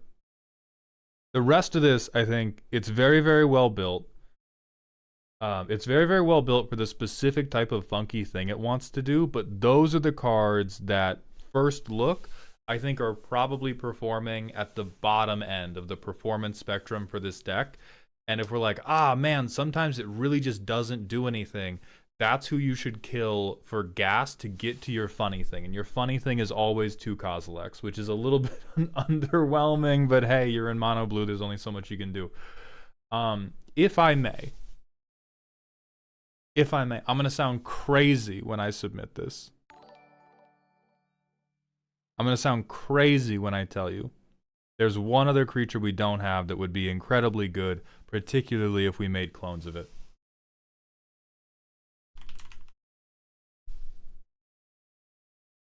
Don't look at the art. You're going to be tempted to. Don't look at the art. This says, I'll have what you're having, but from your deck. You hit them. You take their deck. You look through. You say, I want this creature. What do you think it is? They say Sheoldred. You go, no, it was Valgavoth, fuck lord, and then you get it. I rest my case. It's not an obsession. It's a good card.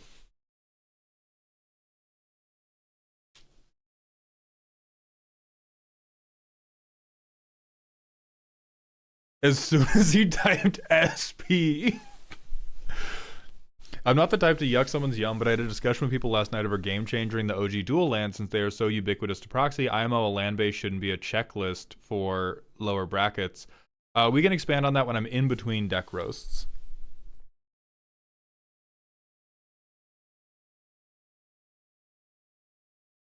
You could also do bigger things like Followed Footsteps. You could do the Vesuvan Duplimancy, but if let's see if there are any combat damage.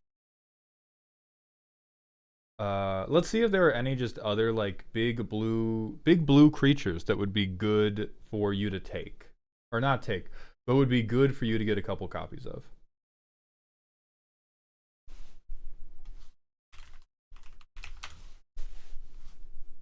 Unban my goat Paradox engine? You're banned. Thank you.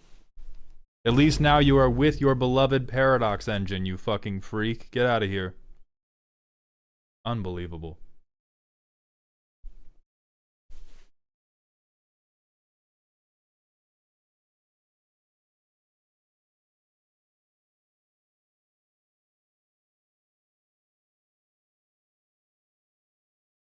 Thundaga that sounds a lot like Brawl. Oh, it's 4 copies per card. So it's just Legacy with a commander? That just sounds like more broken Legacy. Dale, thank you for the 8 months of membership in the dog home. Welcome back, my friend. Hold on, I gotta lock in. We gotta finish this roast off. This could be funny, but is gonna be a lot of work.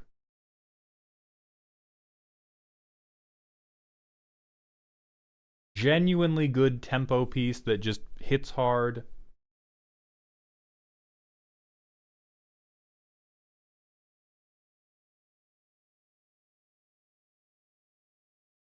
Starwinder's fucking evil.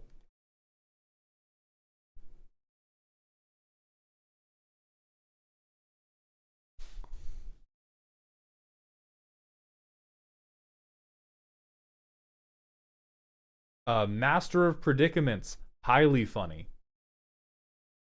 Highly funny. This drivetrain, this one also for you with the crime stack. I'm going to, as a free action, I'm going to put you in the predicament.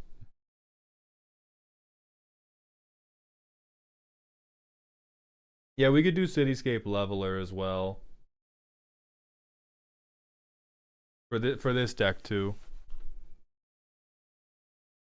I kind of, whenever I'm in on a monocolor deck like this, I genuinely don't, I want to steer away from colorless because anybody can do it. Anybody can do the colorless stuff. I want to do the stuff that only we can do.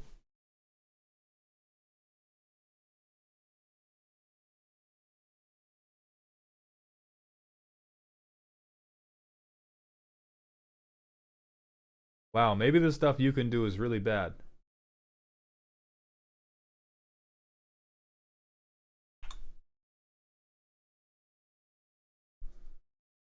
Maybe we go like creature blue. Actually, I'm gonna go color blue too. Fuck this. Fuck this colorless stuff. Power greater than or equal to 5.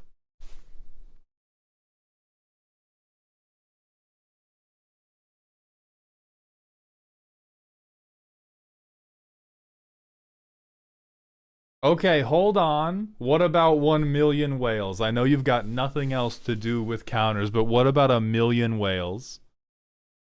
I think Autumn Soldier's also decent. Yeah, yeah, yeah. What about? Hold on. What if we made? What if we freed Willie? What if we freed Willie on them?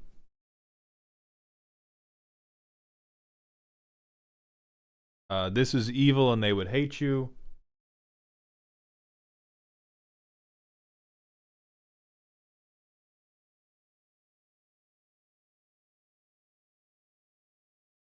If you could get combat damage through, this would also be fucked up.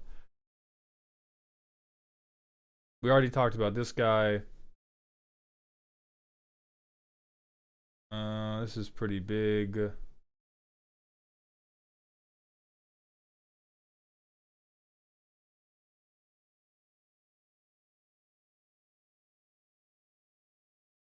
Meringue River Regent is also pretty fucked up and evil and has the card draw omen stuff. This guy has won multiple games in my VV deck. But this is what I would say is your grab bag of stuff to do. My earnest review of your deck, very cool. I doubted, I was proven wrong. All of those play tests, it worked. I thought it was going to fall flat. I do think there is a statistically significant chance it can fall flat, and I think the way you fix it is you apply the B plus test to all these different tags. You turn your B pluses into either very good card draw or a more proactive ass beater so that you are never left without stuff to do. I love this. This is awesome. This is awesome. I'm not convinced I'm going to be building it myself, but I fucking might. So Captain Howell, thank you very much for submitting. I hope you found this entertaining or at the very least helpful. Do not put in Tidespout Tyrant in bracket 2. They will get you. They will fucking get you, all right? I will say something nice at the funeral, but it will be a funeral. Small round of applause. Thank you, Captain Howell. Very, very cute deck. We're going to go to the manual ad break, and then it's going to be time for Cyclops Dragon, and then Lulu, if Lulu is around. I love that forcing it is the person who clapped. That's fucking amazing. So what was the question? Can Sakashima get it? Yes.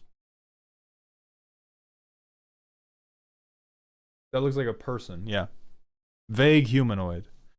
JT Ball, there are 3 ways to get your deck reviewed. 1, you can purchase a commission on Ko-Fi. These go on sale at the beginning of the month and they are sold out for the month. Way 2, you can join a free deck roast. We did not have one this month, but it will be coming back in November, first Saturday of every month, and you need to be watching on Twitch to get channel points. Way 3,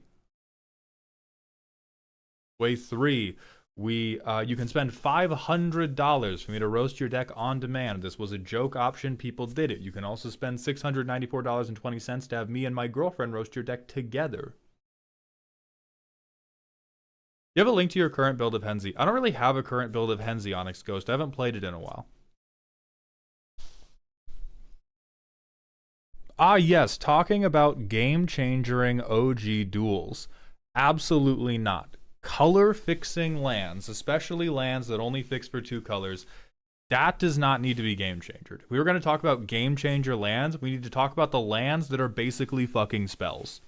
All of the fucked up lands in this game are the glacial chasms, the fields of the dead. They are the things that are not fixing colors just to let you play the game basic normal style. Alright?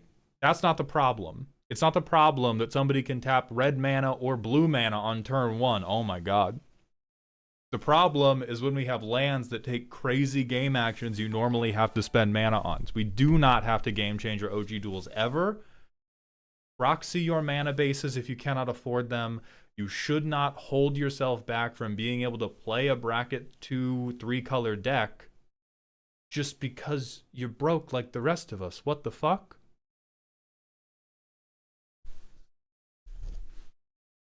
Otto, thank you for the tier 2 sub. Welcome back to the dog home, my friend. Welcome back. Oh, thank you for your support. And Lumber King, thank you for the Twitch follow. Streams always start at 12 noon. We have a free Discord you can enter. I'm getting the link up right now. In that Discord, there is a channel called Stream Announcements. In the Stream Announcements channel, every Sunday, I post the stream schedule for that week. We're live 4 or 5 days a week, typically for 3 to 4 hours a day. It always starts at noon. If there are ever streams outside of that time, they are special bonus streams. Oh my lord. But yeah, being able to tap for red mana or blue mana on turn 1 does not fundamentally change the game of Magic, which is what game changers do. They make you operate along different avenues. Like, what are we going to game changer command tower? Yeah? I'm down to game changer a forest. We're worried about people tapping for mana. But otherwise, no. You need to be worried about people casting free interaction. People drawing 30 cards out of their deck. That's the type of stuff that we game changer. Just because people proxy it very frequently doesn't mean it's a thing people shouldn't have. It just means it's a thing that Wizards has not handled well from a reprint situation.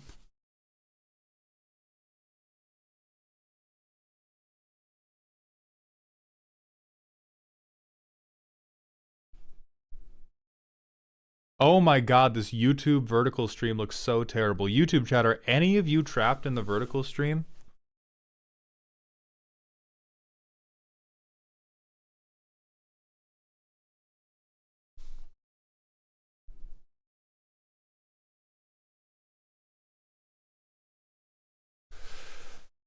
I think about them being game changers on the sole reason that Wizards has printed so many dual lands with some sort of restriction on them that the OG duels are clearly a design mistake of some kind, and it would just make deck building more intuitive for people with higher colored decks.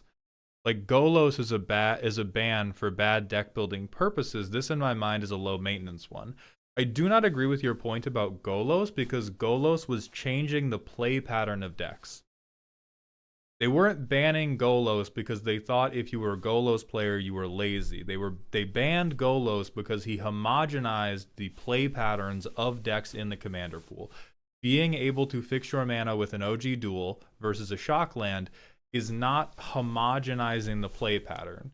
It might be homogenizing the card pool, and we can push for, oh, I want my card pool to be more unique, and I think that is personally a mistake, unless we want to get really angry at the basic land players.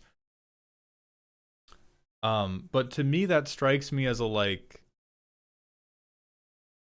we're making it needlessly hard. Like, it's a low maintenance change, sure, but that's not a good reason to do it. It's like bullying children because it's easy. Like, yeah, it's easy.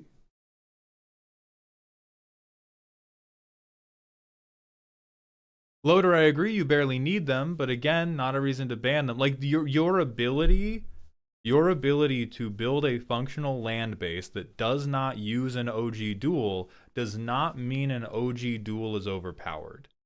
That is the heart of the argument. Do we need to game changer this because this soul card impacts the power level of your deck to the point that you need to be restricted from playing with other people? That is the game changer designation. We're not debating, can you build a functional deck without them? That is a that is a type of inverted argument that's not going to get us anywhere productive. It is the presence of a taiga in your deck influencing the power of that deck so as heavily as Ristic Study. Oh, thank you, baby. Yeah. Yeah. I went outside just in time to see our neighbor yard. And so I'm like, God damn it, and had to run after them. On my way back to their yard to get back into the front yard, somebody was like actively trying to take down their no key. And I was just like, what the fuck is your problem? These people fucking suck. I was like, and literally it was just like a craggy, like, old man. I'm like, hey, what are you doing? He's like, oh, nothing. And then like hobbled off. And I'm just like, okay. Holy shit. Fuck these people. So that was fine. So I texted them. They're at the no. The pups. And then little man. Yeah, you pet little man. Yeah. And love you. Hey, chat.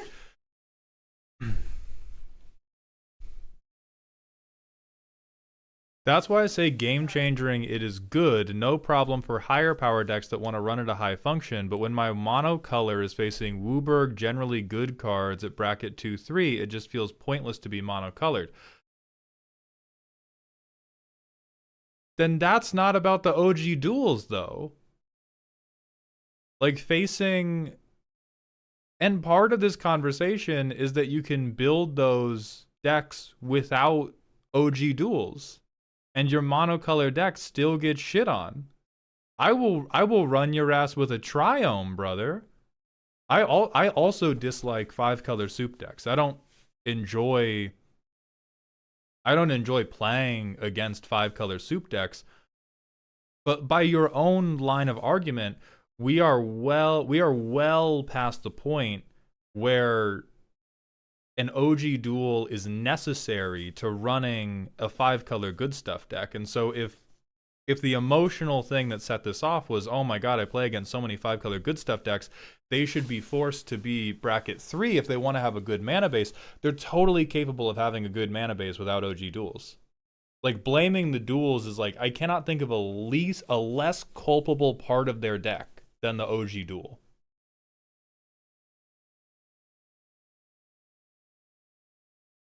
It's a conversation opener for land designing Commander. What do you mean it's a conversation opener? Duels are a crutch used by the rich? Untrue. They're a crutch used by me, a brokey. I find that bracket 2 games where everyone runs an optimized mana base with shocks, surveils, fetches are a lot more fun because there's way less turns where someone can't curve out because of their shitty cycling lands. Say it again, because that's my opinion. As someone who's played around in a lot of bracket 2 and a lot of bracket 3, bracket 2 decks with good mana bases that can play either on curve or can run like surveil lands, infinitely better. Not a different bracket by any stretch of the imagination. It's the same bracket, you just don't have to call a fucking timeout every 2 turns.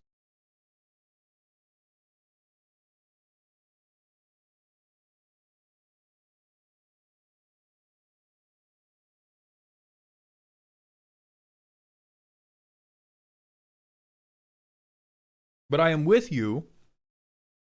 I am with you that Joda the Unifier is an annoying commander, and if you say I have a bracket 2 Joda deck, I don't want to play with you.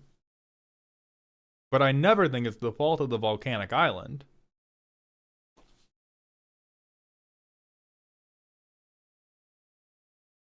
That's my final opinion on it. Joda's annoying. Kenrith is annoying. If you have a deck that is 5-color every staple from every color, I don't really believe that's bracket 2. Even if you don't have game changers, I think we're pushing it. I'm not going to call you a liar in the LGS, but I'm personally just not going to play against them. But the Taiga didn't fucking do that. Yeah, bracket 2 Dragon. Oh my god. Oh my god, the bad faith. Oh my god, the bad fucking faith there.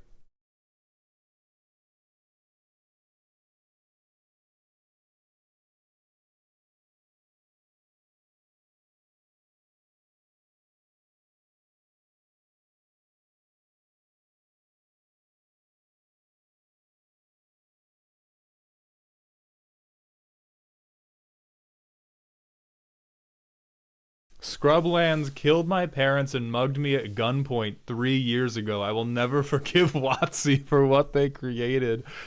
I do agree with you.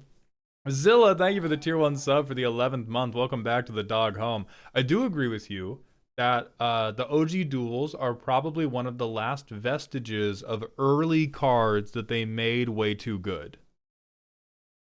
I don't think they're so good that they reach the level of needing to be restricted in some type of way. I do think they've avoided reprinting them in part because the OG duels are good and simple. They've been making a lot of other things that are good and slightly more... Actually, no, fuck that, actually. They have reprinted OG duels. Holy shit. Training center. Here is your official WotC spokesperson. Not fetchable, of course. Not fetchable, of course. But being able to play a land that taps for 2 colors is fine. Is fine.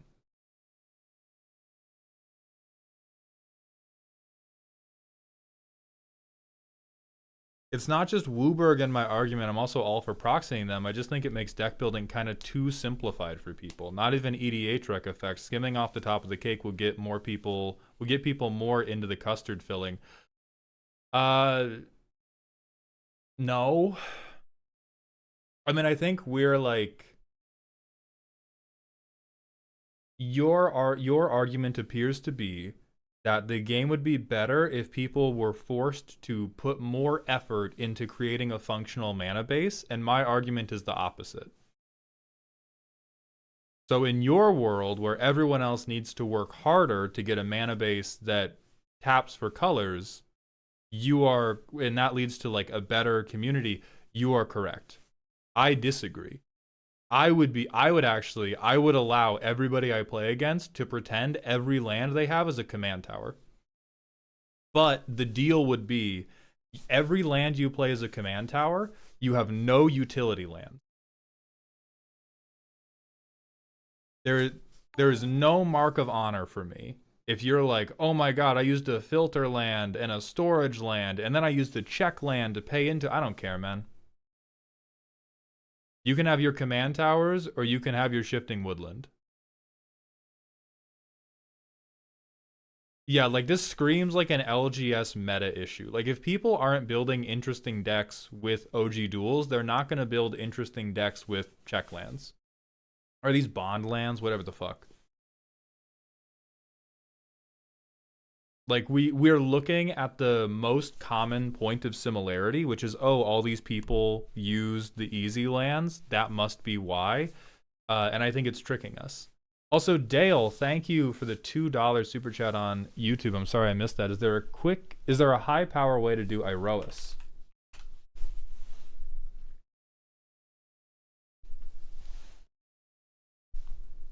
You could definitely get to bracket 3 with this guy. I don't know about bracket 4 without heavy stacks, but it would be bracket 4, you would be going for heavy stacks, and it would basically be a Winota deck, which is not that exciting. In bracket 3, you would want all of the guys who were like inty. You would basically just want to look up like every aggro or tempo good stuff card and run those and curve out like Ragavan, Inti, Anim Pakal, Erois. I hit you, I hit you, I hit you, I hit you. Over and over.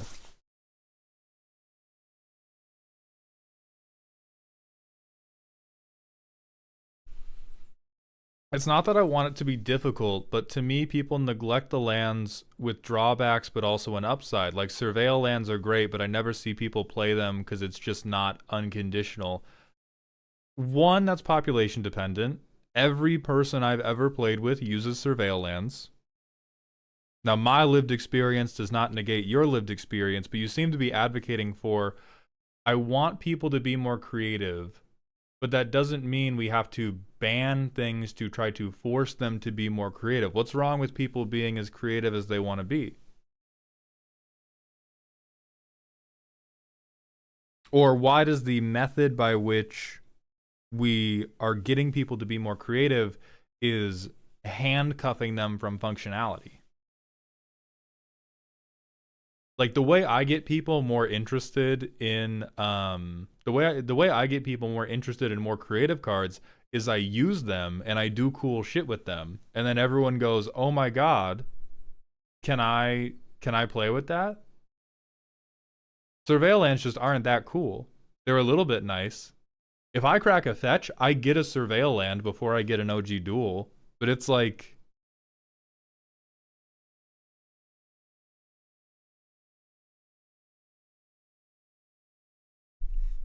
but yeah, if we want people to be using the cool lands more, build a lands deck and fucking run it on them with all the weird lands. Like choosing choosing Thundering Falls over Volcanic Island is like the most 0.1% creativity thing that's ever happened.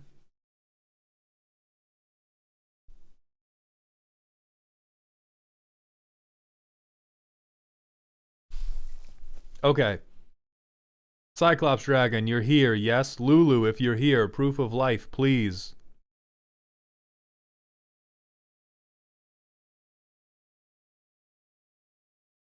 I think creativity is great. It's just a nudge towards higher power scaling in my mind. Like, if you're going to play the best lands in the game, why make the rest of the deck bracket too?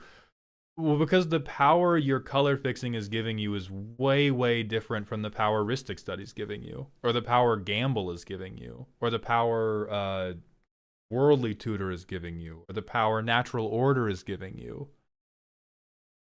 Like, we're trying to compare, like, yeah, that part's optimized, and bracket 2 talks about not being strictly optimized, but the level of impact that optimization has on the deck is so much less than the level of optimization the non-lands has on the deck. It's so different. I do think it's a nudge towards higher power scaling, but I would argue it is a healthy amount of power scaling. Because, like, wanting to play the best lands in the game, what that communicates to me is I don't want to take turns off for no reason. If you're playing the best non-lands in the game, that communicates to me I would like to win turn 1. And Max, that's without even getting into the fact that you can play better lands than OG duels. We don't even need to. We can accept the. No, forcing it. Most of what I do is vamping. You're so good. You're so good. We can accept the fake premise that the OG duel is the best land in this game. We can work from there. But optimizing your land base is typically done from a place of, I would like to play my stated game plan on curve. Optimizing your card base outside of your lands is, I would like my game plan to be exploding you on turn 1 or 2.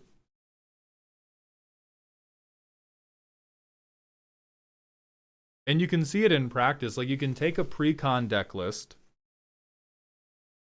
Like, you can take a pre-con deck list and you can optimize its mana base, and you can watch those games side by side and see how much better the pre-con deck gets. It's going to get smoother. Or you can take a precon, you can keep the mana base, and you can make the rest of it like bracket 4 or CEDH. And then see how much different those two decks play. And that hypothetical is where the conversation ends for me. Is just look at a deck where you change out 10 lands for color fixing specifically, because we're talking about OG duels. We're not talking about utility lands. We're not talking about Glacial Chasm, Field of the Dead. We're talking about I swapped out basics and bad color fixing for good color fixing versus I swapped out the 10 most do-nothing non-lands for all game changers. How different is that deck?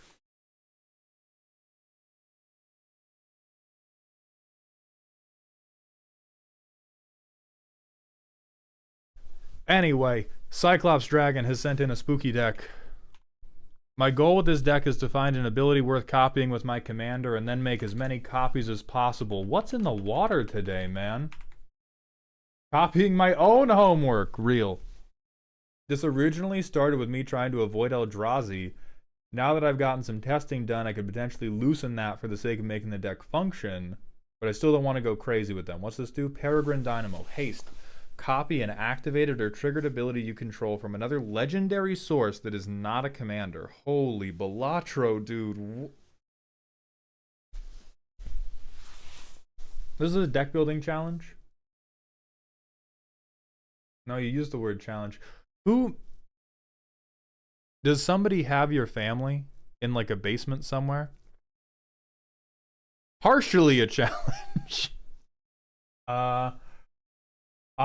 Listen, man, not every legendary deserves to be a commander. I'm just going to say that off rip. I think there might be something we can do here. We're probably going to have to be bracket 3, if not bracket 4. Holy shit, Reckoner, Bankbuster, and the One Ring next to each other. And Mind's Eye. Wow. Wow. Eye of Vecna. 3 mana, draw 2 cards. Incredible rate. Phyrexian Arena, dead in a ditch.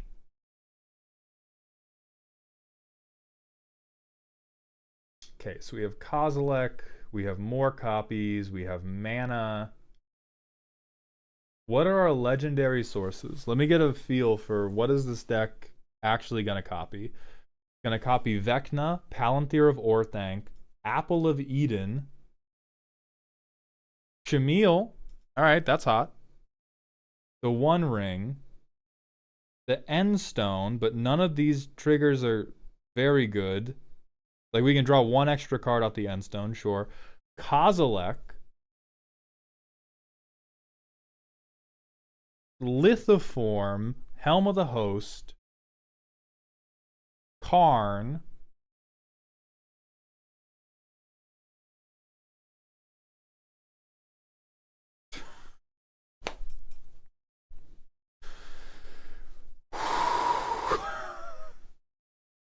there they are. There they are, the 3 heralds of the shithead infinite apocalypse. You motherfucker. Alright. Alright, man. Oh, good. Good. Just right off a cliff right there at the end. I love you. I love you, brother. I don't know what you expected. Anything. Anything. Okay. So let's think about the premise. Premise alone, I'm going to do colorless legendary activated abilities. Would you like this to fall in... I guess, is this spooky because you did not feel like you could make it scary? Or is this spooky because you wanted this to be a little bit too silly for scary? Is this like, oh boy howdy, I would really like this to be a Millennium Calendar deck? Or is this a, oh boy howdy, this deck really does not function enough to be a bracket 4 deck? Because a core problem I can see off rip is in colorless, copying is always going to be secondary to go infinite and to going infinite, and you guys go infinite with 1 fucking Red Bull. And I don't know how we're gonna get around that.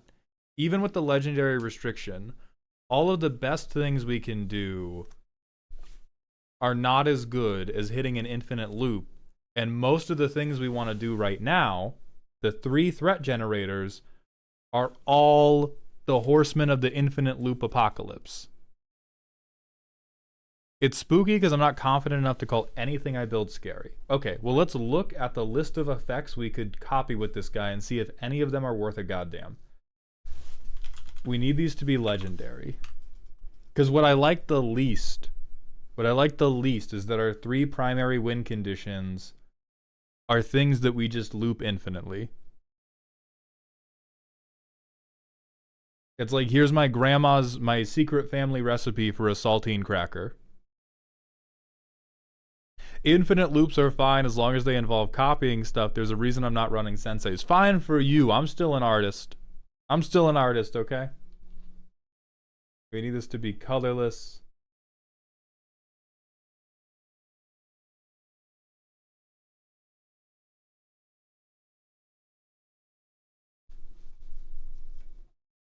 Is there a tag for triggered ability?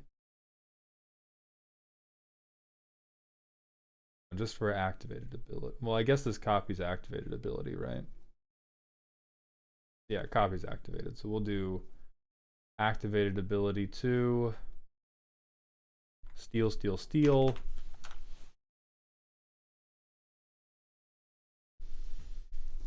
All right, so for activated abilities that are good, Ugin gonna mean anything? We can make 2 tutus instead of 1 tutu.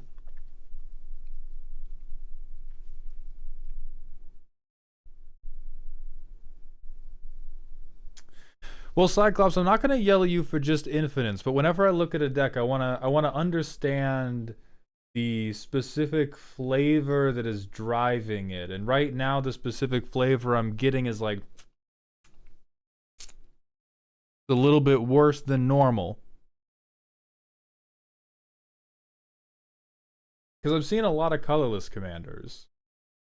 And I've seen a lot of colorless decks, and so I'm trying to get to the like, what are the specific interactions that we enjoy that are making us enjoy this guy more than, like, let me go on EDH Rec and see what the most common colorless commander is, because I want to find a way for this to be set apart in your mind, even if it's not set apart in other people's minds.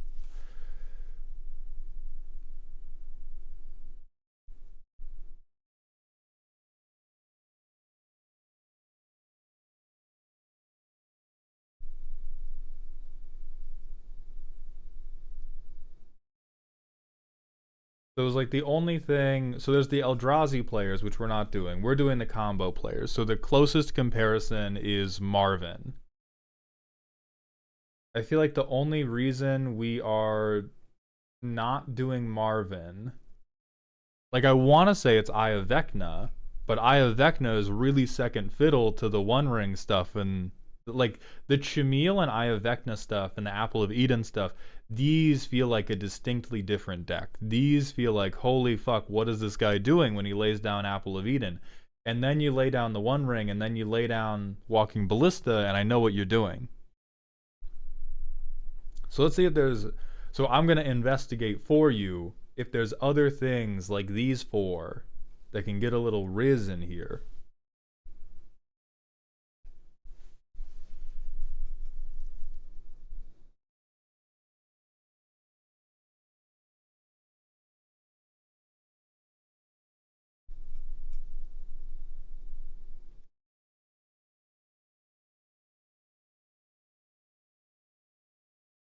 We have the Weatherlight for card advantage.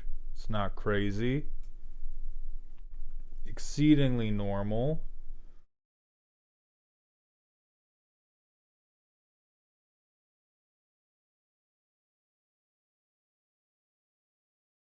Aether Spark wouldn't be that bad.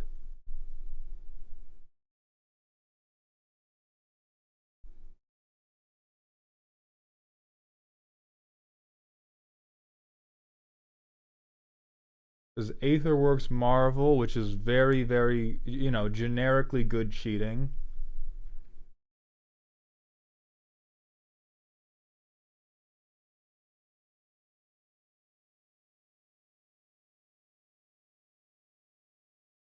We could do Realm Breaker.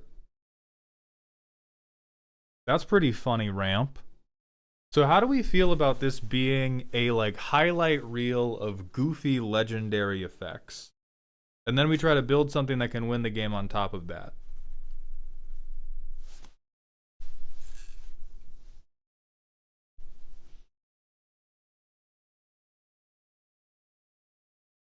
You know what? That sounds like fun. I love to hear it. Okay, so Aetherworks Marvel is going to be a big maybe. You son of a bitch, I'm in. We've saved him. Everybody fucking clap. We've saved another colorless player. They're making it to heaven. So Aetherworks Marvel gonna be. This one's on the outside for me because we don't have a really good way to create this energy loop. I love Realm Breaker as a ramp piece. Weatherlight is okay as a card advantage piece because we're going to be on this legendary stuff anyway. I'm thinking.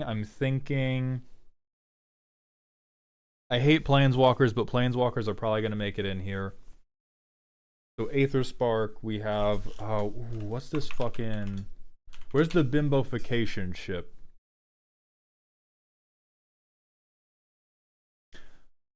Nautiloid ship. Double the ETB, steal 2 players' graveyards. Combat trigger, double the trigger.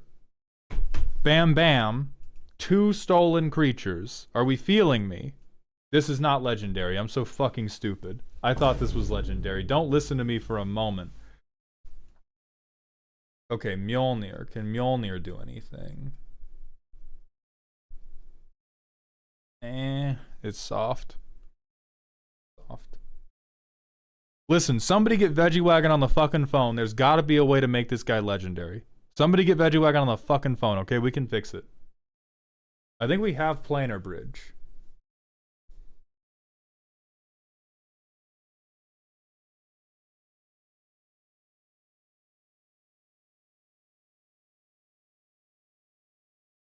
Deck of many things. Hold on. This is legendary.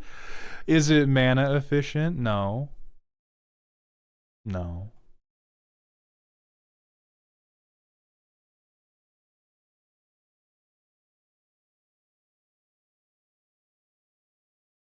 God, Lost GT is so fucking...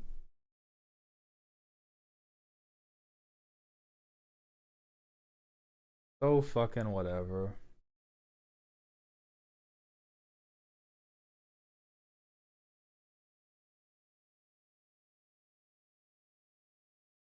This is bracket 2. If doubled Mjolnir can actually shoot pretty hard, then maybe we can put it back in. Regalia. Yeah, this could work. We do need to have another creature on board. Right now, we're very much an artifact combo deck in disguise, but Regalia can ramp us quite a lot. Ooh, you know who's legendary? Bahamut. Interesting. Bahamut. He's not legendary. Holy fuck.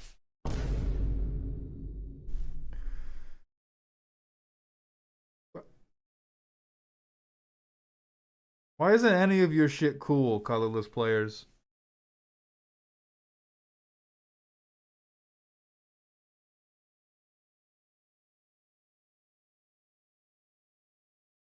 I want him to be so bad. God damn it. Okay. We keep going. We keep digging. Where's the heat? Warring Triad's not doing anything. Ader and Prewin's not doing a whole lot. Ooh.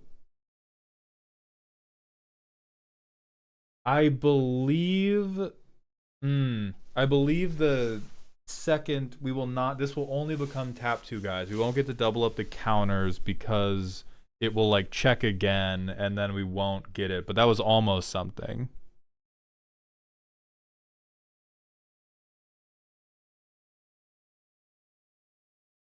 Hold. Wait, wait, wait, wait, wait. Wait, wait, wait, wait, wait. What about space lasers? What about orbital cannons?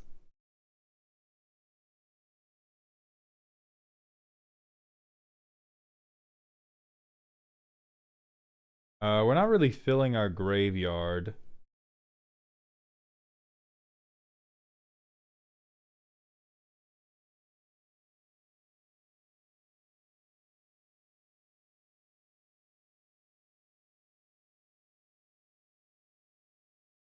Hmm.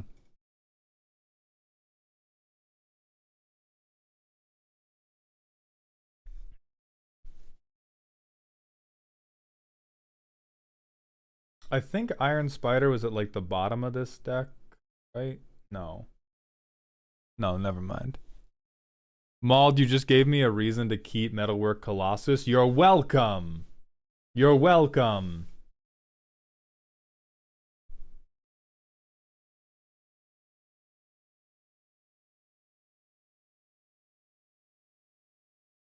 Heart of Kieran's whatever. Sword of the Chosen is whatever.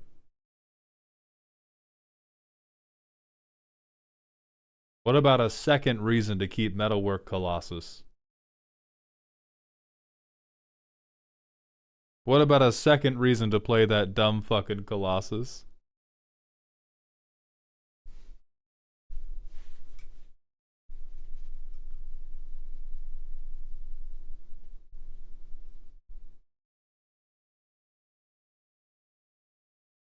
You know, Yggdrasil could be weird.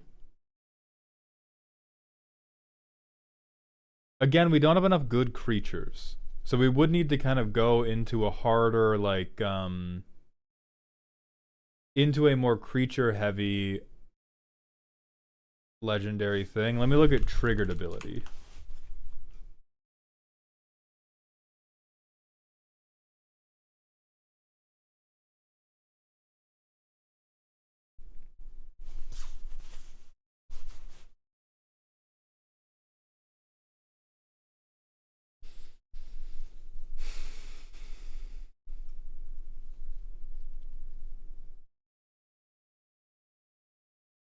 Do we make humans twice as fast?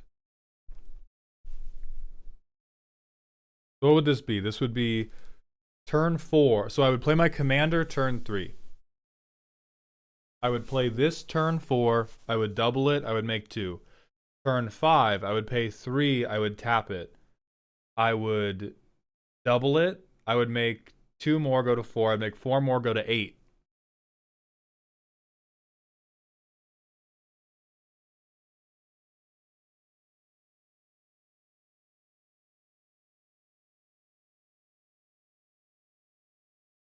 Turn after that, I would go to 32.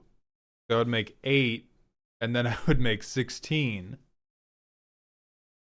So this is your Scute Swarm.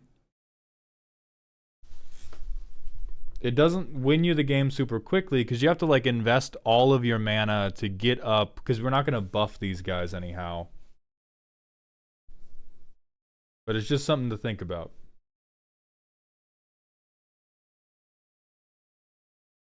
Ah, but if we drink the Kool-Aid deeply and we do Anduril and we do Iron Spider and this becomes a colorless combat damage deck that just keeps a Millennium Calendar in the back for no reason in particular.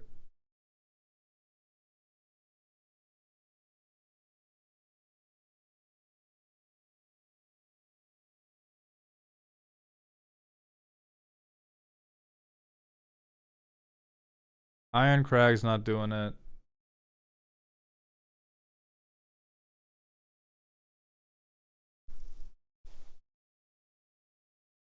Then that gives us another reason to do Mjolnir, but then we need to be having... Ooh, could we do Rise of the Mirror?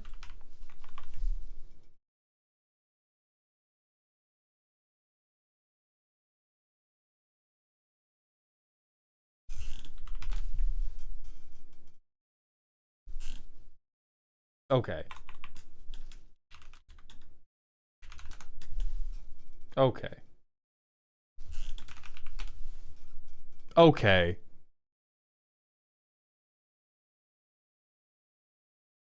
Oh, they're not legendary. I'm so fucking dumb. I'm so fucking stupid, man. So what if... So what if we got some boys? We got all these boys, and they ramped us, and we ramped in to all of these irresponsible legendary triggers, and we tried to put together some type of like card draw ramp, you know, ramp, whatever. We may need to keep one Kozilek. You had me at boys. We may need to keep like one copy of Kozilek strapped to our fucking thigh, but really just for the banner. Like it would be this guy. We would want Kozilek the Broken Reality, and he would be how our boys eventually overcame adversity. So we can keep like most of these mana generators. We could even keep Karn. We could even keep Karn. Um, and then I think the generic good stuff like Forge, Nexus of Becoming, maybe even Ichor Wellspring, we start going for like, here comes Yggdrasil, here comes the Deck of Many Things, here comes the Weatherlight, here comes Realm Breaker and the Regalia to ramp me. I think the Capitoline Triad, they're not very good here. Like, they're not very good for the commander. We probably would put them in the deck just to have a way to get our boys big. But this is like, this would be like Kozilek, where they're just here for us to kill somebody. They're just here so that when we have done the deck's thing, we have a way for this to end the game.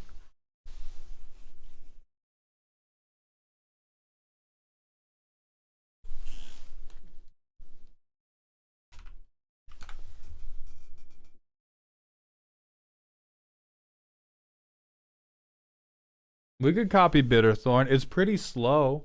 Oh yeah, if you're anti-Eldrazi, Capitoline Triad is the way to get this is how we do it without doing Eldrazi.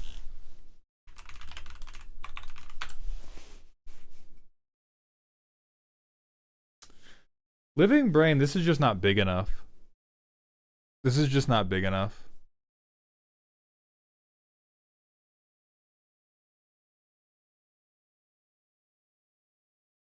Okay, who's our current... I would turn this Kozilek into the other Kozilek, and I think you're happier.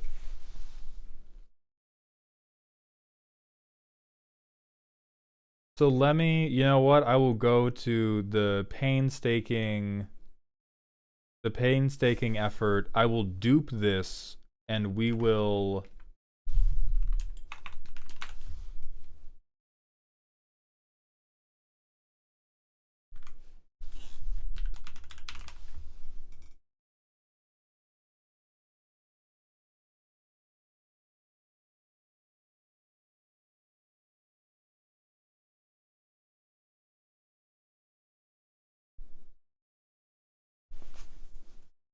So now I should have an illegal copy of Peregrine Dynamo.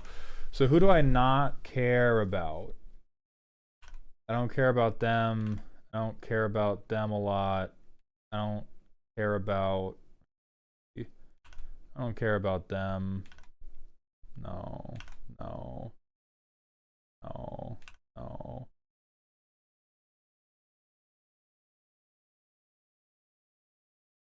No.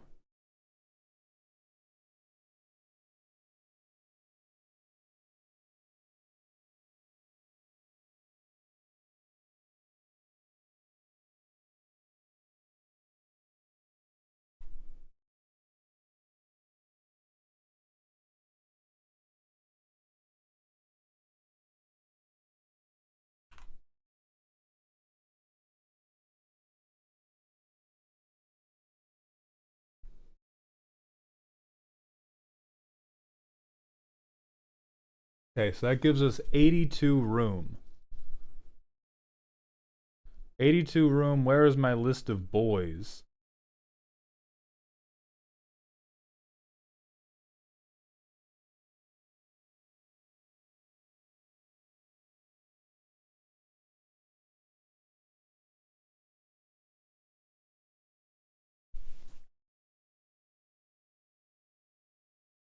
Get my walrus in this fucking deck. Where's my other Realmbreaker? Come in.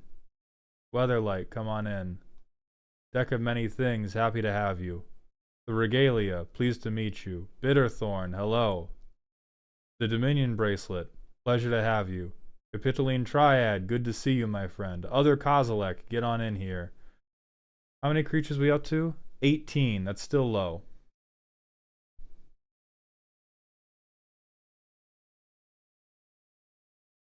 But I did add Ornithopter of Paradise, so I gotta go a little bit deeper in this list.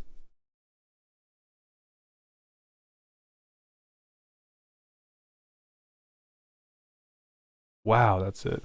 Oh, Dawnsire, thank you.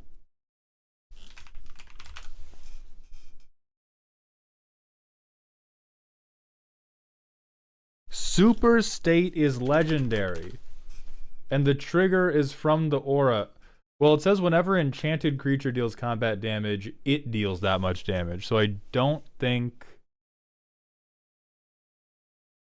Oh, right. Yeah, it is. You're correct. That's amazing. Yes. Okay.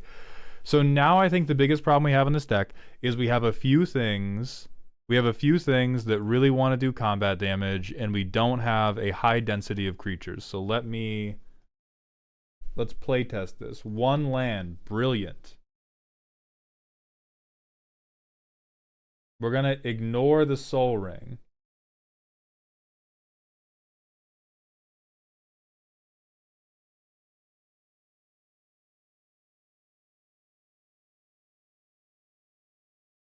So I go that, I swing, I copy, bam bam, I get 2 more lands out. This thing dies. It's no longer a creature.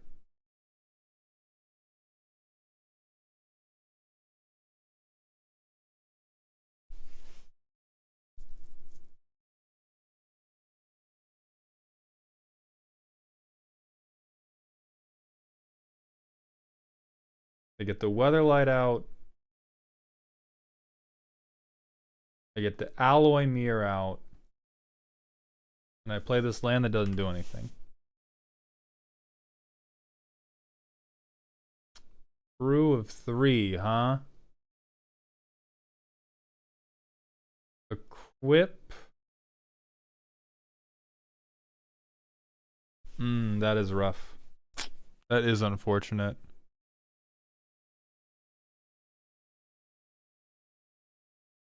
Brew Weatherlight. Go to combat. Double the trigger. I get to check top 5 twice for a historic. I think I take Voltaic Key.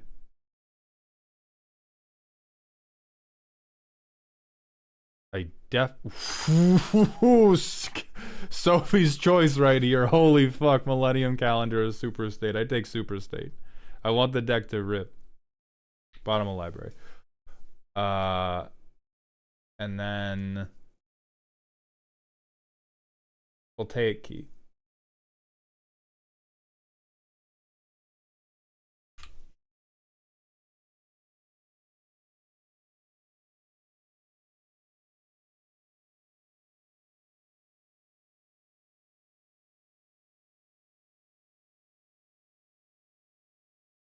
Atraxas chosen. I'm proud of you for being at a No Kings rally. Hell yeah. We put Super State on. We can't even do this because it's not a creature all the time. I put Super State on my Alloy Mirror. I can't use this fucking land yet. I guess I can use Soul Ring mana to like Voltaic Key, untap Soul Ring. I think that works. Oh, but I still have to spend the mana. Woof. Anyway, I swing this shit. I get a land to field on attack. Hold on, hold on, hold on. I get a land to field on attack. Now I tap this for 2 mana.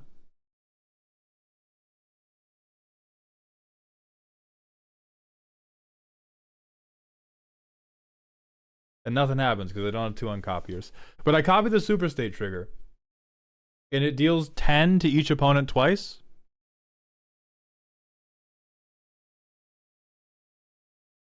Brother or sister, sibling, listen to me. The movement. The movement. Turn 6, by the way. Alright, I try again. I don't get Soul Ring this time, though. Because I'm not a little cheater. I do that. I do... Holy shit, Scorched Ruins. I ramp. I do that. And I do... Bitterthorn again. Play this. Swing this. Tap this. Pay that. 2 more lands coming at you. That Bitterthorn trick is nice, huh? This is dead again, but who cares? I have 2 more wastes on the field. Arch of Erazka.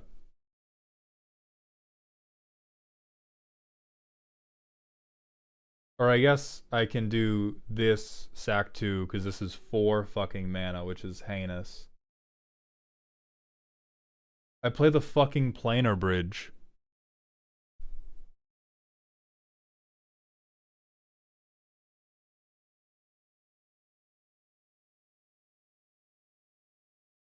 One, 5, 6, 7, 8, 9. Double planar bridge. I get this Kozilek. I don't need Realm Breaker at this point. I get Chameel. I go to my... oh wait, I manifest 2 things. Non-legendary, non-legendary. So flippy flippy. All my colorless guys are fucking huge. You cannot counter me. I'm discovering for fun. Deck of many things! The deck rips!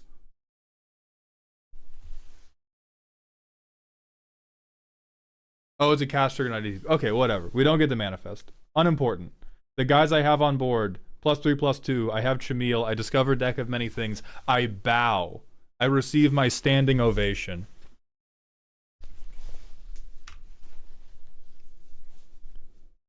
And then next turn, what am I doing? 2 mana tappy. 1 mana tappy. Let's roll 2 d20s because... because that's just what we're like. I rolled a 10. Draw 2, thank you. I rolled a 6.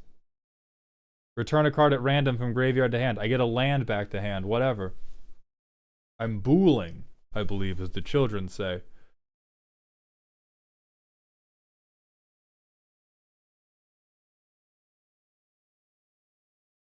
Put this guy on, I have an extra mana floating.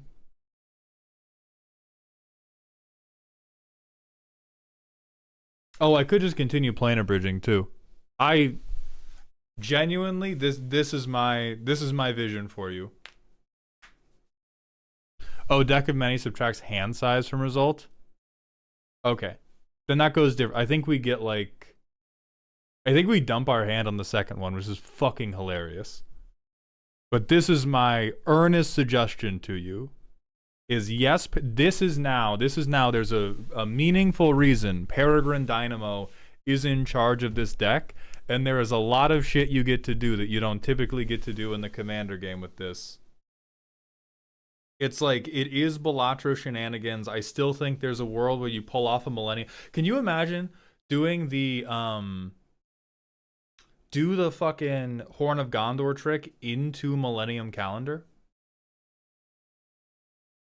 Spark some joy, spread some joy in the world. Yeah, this is my earnest recommendation. Yeah, for sure personalize it. Because this is me throwing spaghetti at the wall and seeing what sticks, but what sticks, oh boy, is it saucy. Oh boy. And I think we get to keep a lot of I think a lot of the stuff you put in the original draft gets to stay and gets to be very meaningful. Like Planar Bridge, very useful. Shamil, very useful. Karn, very useful. Vecna gets to look cool because Vecna no longer has to compete with the One Ring.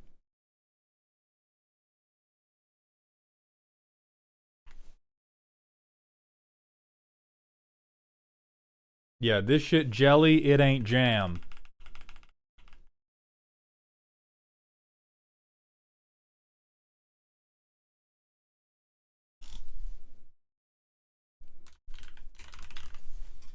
I'm putting you a little bit above Captain Howl. First colorless deck I've fucked with. First colorless deck I've been like, hold on, wait a minute. Wait a minute. So yeah, when I hate on infinites, it's because I want more decks to feel like this, where oh my god, the Peregrine Dynamo got to do this freaky thing that only the Peregrine Dynamo can do, and maybe it terminates in an infinite. Maybe it does terminate in an infinite. That's okay, but I want this guy to be the hero, and I think he is now the hero of his own story. Oh, I kind of want to play this myself now. Excellent. Thank you so much for the submission. I hope this helped. We're going back to one last manual ad break. Lulu, I need proof of life. I need proof of life, Lulu. So personalize it a little bit. Anybody in chat who likes this, personalize it a little bit. I know I sure will. This one rips. This one fucking rips. Cyclops, thank you for your blessing. I'm going to put us in a 90-second ad break. Get some water.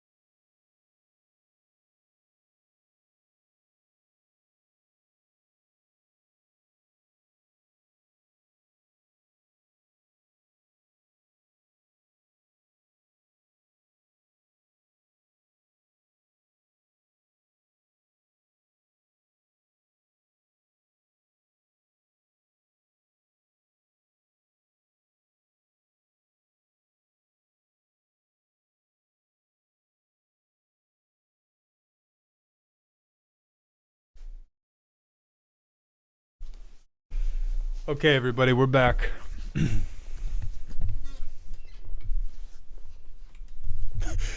Why are we talking about Paradox Engine? What is Dynamo? Sketch TV, that is the command of the Peregrine Dynamo, which copies activated or triggered abilities from other legendary sources. And it apparently fucking rips. It apparently rips super fucking hard.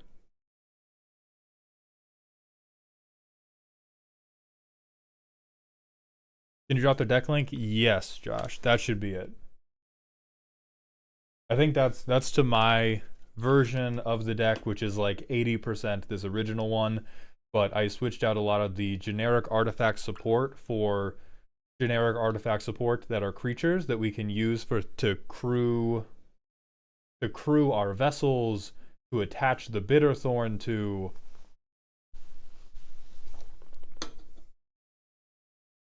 Yeah, this is dope.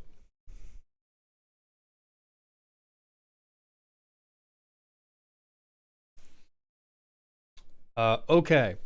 Final call. Lulu! I believe in you, sir. I believe in you. I'm pretty sure I got your day right. Maybe hold on. Let me go to Ko-Fi and make sure I didn't get the days wrong.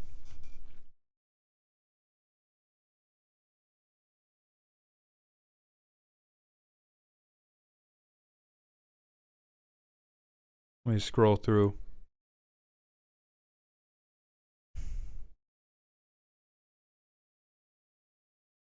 No, Lulu is today.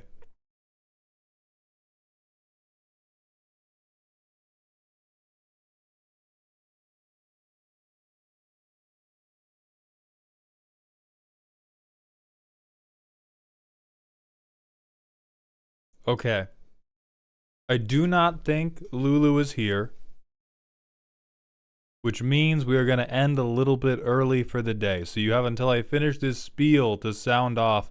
If it's Lulu Cianova, they're offline on Discord. Cyclops, thank you for checking. It is Lulu Cianovo. I will reschedule with them. I think we're going to end a little bit early for the day. I'll give you all some time back. Thank you all for being here. No, I know. I don't think we have time for Mega Bonk today. I'm very sorry, classroom. We're going to find somebody to raid for the day. We'll be live again tomorrow, though.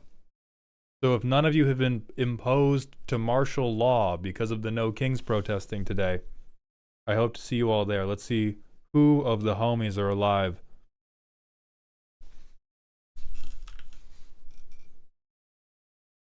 We're going to raid Girls Play TV.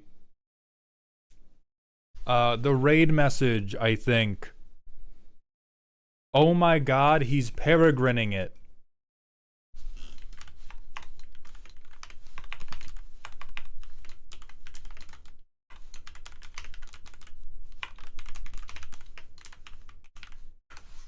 Oh my god, he's peregrining the Dynamo. That is going to be the raid message. Thank you all for being here. I will be live again tomorrow at noon Pacific doing more deck reviews. Go watch the latest long form, please and thank you, so I can pay Mango exactly $3. I appreciate every last one of you. Be kind to Girls Play TV. I hope you enjoyed the show, and please remember to stay toxic. YouTube, that's just it for us, but I will be back tomorrow.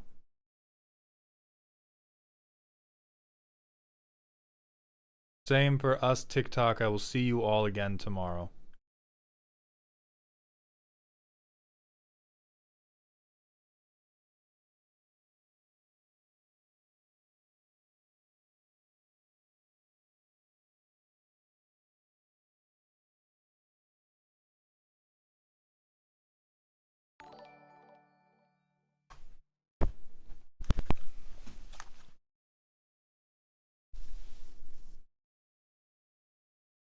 On GPTV, which is super, super cool. You may recognize me with a different eye color and a different hair color on the recent Good Time Boys podcast. I thought he was butt-ass naked. He is fucking cheeked up to hella. We were fucking around and playing Baby Steps today.